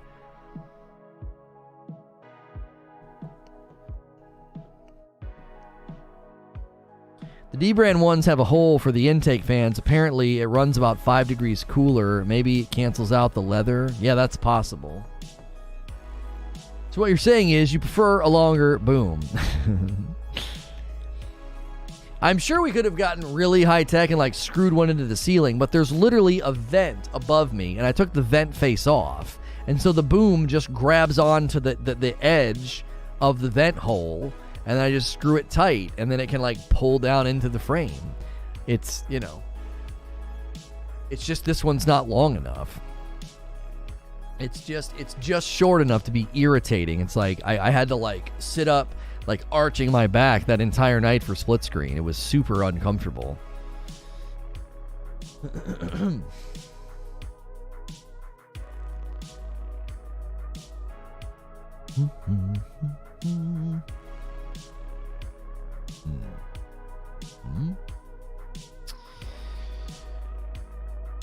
What do we do today on this vid? Oh, we got 3 new members on this video on Star Wars: The Old Republic. That's amazing. We didn't just get subs today. We got members. We got coffee. You guys are all. This has been great. This has been great. We're swinging at far topics. Can we talk about that just for a second? So, when we cover New World or Halo, it's pretty easy. It's pretty predictable, like what's going to happen. But yesterday we took a swing at Diablo 4, and it did fine. It really did. It didn't seem like it was going to, but it ended up being a perfectly good stream. And then today, Star Wars: The Old Republic. Really, seriously, swinging at something that's like well outside, you know, what we typically cover. Vanguard and Warzone being in bad shape. That wasn't even a 3-hour stream, and it landed with perfectly good turnout numbers. Very, very good. Midnight Society, Dr. Disrespect Game Studio. That stream was freaking killer. That was excellent, and that was obviously that was interest because it's Doc. But yeah, it's been really cool to like, okay, we kind of hover around these handful of games, and then I go out and I kind of take a swing at some other topic, and Star Citizen, why play? Another good example. Titanfall 3 news, you guys have been supporting that, and that's awesome. That means that we can periodically dip our toes or stick our kind of neck out there and branch into other topics and other games, and you guys support it, and that's awesome. And we meet tons of new people. My favorite thing in the mornings now is, regardless of what we're talking about, I see tons of names in chat that I don't recognize, and I'm like, wow, okay. They're coming back no matter what the topic is, and that's just been a really fun feeling.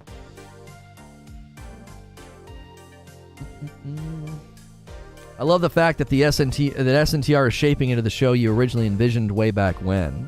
It honestly, yeah. I don't know what to attribute it to. I really don't, other than consistency and production quality. I think those two things are the main things I would attribute it to, and then obviously consistency, production quality, and then incredibly supportive community. Because I think when people come in and the chat's buzzing and we're debating and having a great topic about all of the random topics I just threw out there, we ended up having good conversations about them. Even today, we talked about Star Wars: The Old Republic for probably a solid hour. I can't do that if the community doesn't support it. You guys have been a huge factor, and that's just, I don't know. It's dope. It's super dope. You missed the Vanguard stream? I got homework. Yeah, we covered why Vanguard and Warzone are just, as far as public perception right now, they're not in the greatest state. That doesn't mean that the player base is walking away or anything, but the pros have been very, very outspoken against Vanguard. And then the streamers were abandoning Warzone. And I thought it was interesting. I thought it was very, very interesting.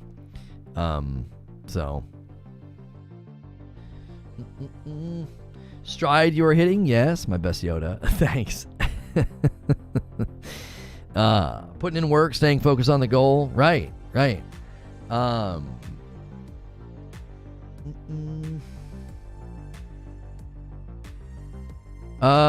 Man, WFH means I get to have you on the second screen all the time while working on Unreal. There you go. We need new blood to bring in to the Dark Roast Taco team. Did you decide to shelve the last episode of the SNTR story? No, I re-recorded a different version, and that is hitting tomorrow. It is the early conclusion. I'll explain why we're ending early, what we originally had planned, and what our aims are for that channel. So. And that led into a lore discussion too, which was a ton of fun. I couldn't really get down into the trenches with you guys on the lore, but it was cool to see you guys just hacking it up with, just chopping it up with new members and old members. I love seeing it. It feels very similar to the old streams on Purple towards the end, just different games. Didn't realize how much I missed this. I appreciate that, Watson. I agree with you. It does. We're really stepping out from underneath a shadow, I think, that was hurting us, me mentally and the community. I think we've now jettisoned out from underneath that shadow, and it's having a significant impact on the stream.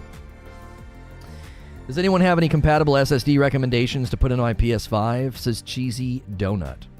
And if you're new today and you tuned in for this stream, every day around 3 o'clock Eastern, we head over to my larger channel and we watch a premiere together. And today's premiere is about HCS.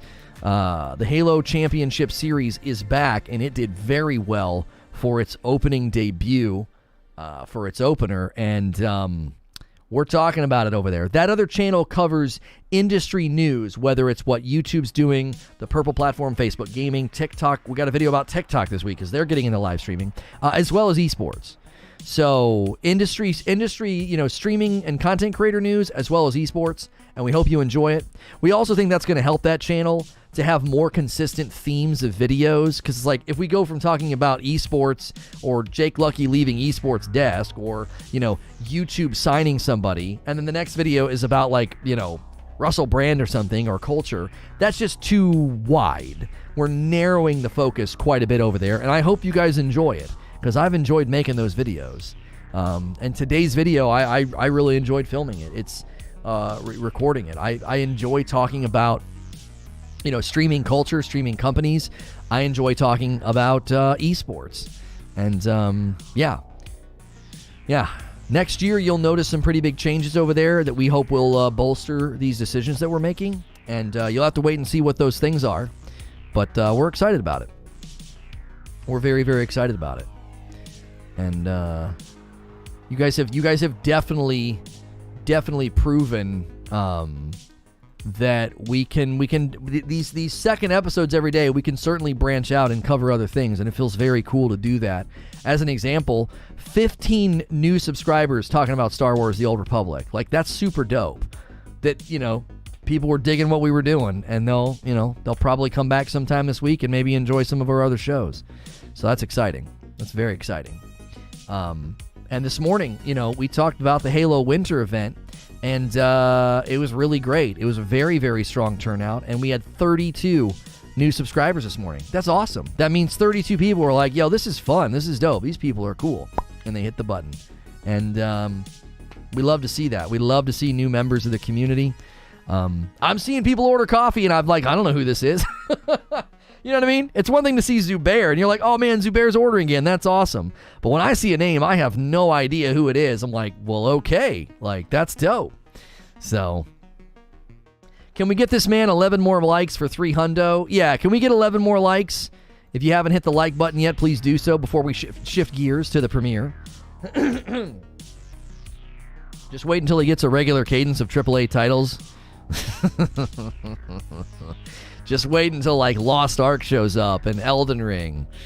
Oh boy. Oh boy. There are good things coming, man. We made some gambles, bro. We made some gambles, and we've gotten some great foundation for amazing coverage next year. I can't freaking wait. I really can't. I've said this multiple times. If somebody would have told me a couple of years ago, you're going to end up, mainly covering MMOs and like Dark Souls style RPG games, I'd have been like, do you know who I am? No, I won't. No, I won't. I sit in orbit. I do bounties. What are you talking about?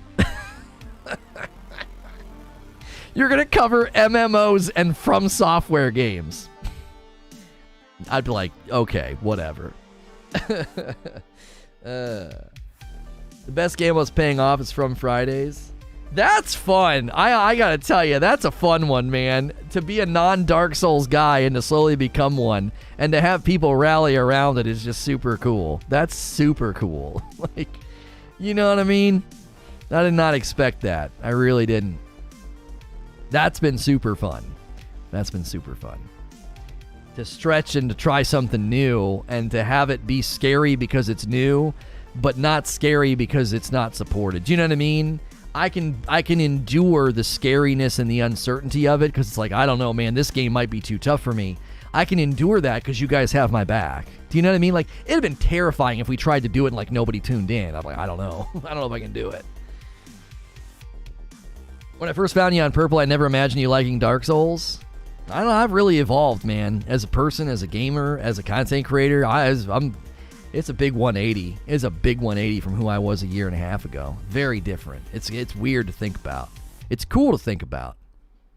But I feel like being banned from Destiny and that crap is going to end up being the best thing that's happened. I've had a lot of people tell me that. They're like, just keep going, bro. In 2 or 3 years, you're going to laugh at all this. You're going to laugh at all this. I'm like, okay. You ain't got to feel bad about that, Sven. You feeling bad about it's insulting to me. Don't. There's no reason for you to feel bad about it. You know what I mean? Slow down, buddy. I'm just here for the coffee. Zubair's like, quit getting mushy, man. I'm just here for the coffee, okay? I appreciate that, T-Tube. It's been fun. It really has. I don't know. It used to be super scary because we're like, I don't know, can we talk about this? Like, Creature will tell you. We would be like, can we talk about this? Like, will this be a show? I don't know. We just did a show on Star Wars The Old Republic, a 10-year-old MMO. Like, that's dope. That's dope. Like, are you kidding me? 3 or 4 months ago, we would have been like, no way. No, we got to stick to what we know. We got to stick to what we know, man. There's nothing out there. What are we going to do? You know, now it's like, yeah, let's try it. Let's try it. Why not? Let's do a whole episode on Diablo 4, you know? That's great. It's really great. It just feels so dadgum good, man. It's a good week for Christmas, man. I still stop by. I play Destiny still. I don't care about that. We got mods, homie, that still play that game. We got people in the Discord that still hang out in a room called Destiny, and they talk about it every day, and they play all the time. Doesn't bother me a bit. Doesn't bother me a bit.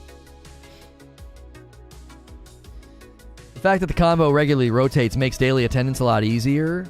That's good insight, Sinos. Yeah. That's good insight. That's good. Yeah, I agree. When we first, you guys understand that when we first came over here, we only had about 6,000 subs, and we're nearing 10K. Like, that's awesome. We're nearing close to a double. Like, 12K would be a double, but I'll take 10. You aggravate the hell out of me and you scare me, but more times than not, you make me proud. I appreciate that. Creature told me, he's like, I tell people that you're not like other folks. He's like, that guy's cut from something else. That dude's got grit and fight. He's like nobody else I've seen. He's like, nobody, I don't know anybody like that guy. Creature told me that the other day. He's like, you may be a little guy, but that guy's cut out of rock. Or whatever you said. Whatever you said. After Witch Queen, I think I'm going to retire from Destiny. Too much baggage. I understand that. I'm only here for the raffle. That's a callback. Is this thing scheduled for 3? It probably is. We're down to a 2-minute warning here.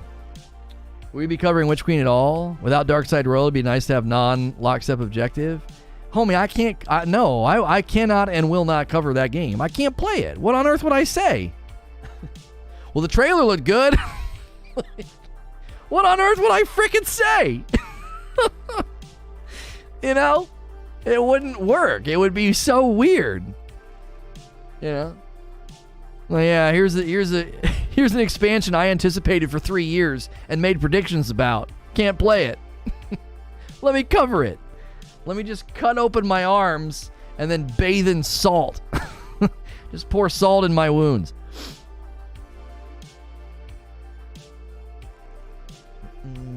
It's better now. Before, it was only ever the same game and topics, and it felt like Groundhog Day. This is better. Yeah. Taking care of the wife creature. She is? Okay, Mo.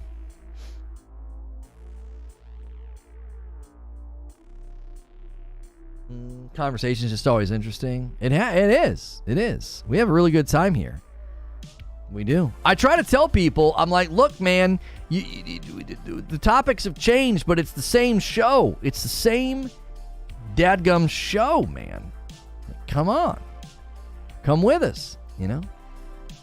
Speaking of coming with us, there's 220 of you here right now. If you're interested in Halo and HCS, as well as my larger channel, I really need you to click the link that I'm going to put in chat, okay? We usually have 200 some odd people here, and only about 60 of you click the link. We need more of you to do this. Give me 8 more minutes of your day, okay? I've given you 6 hours of streams. Give me 8 minutes. That's all I need. 8 minutes of your time. Go watch this video. There's a live chat. You can keep chatting and hanging out. You can talk about how wrong I am in the video about HCS is back and Halo's special and Battle Royales are saturated. What do I mean by all that? Well, go watch the premiere and you'll find out, all right? I'll see you guys over there, and I'll see you here tomorrow for more great video gaming news.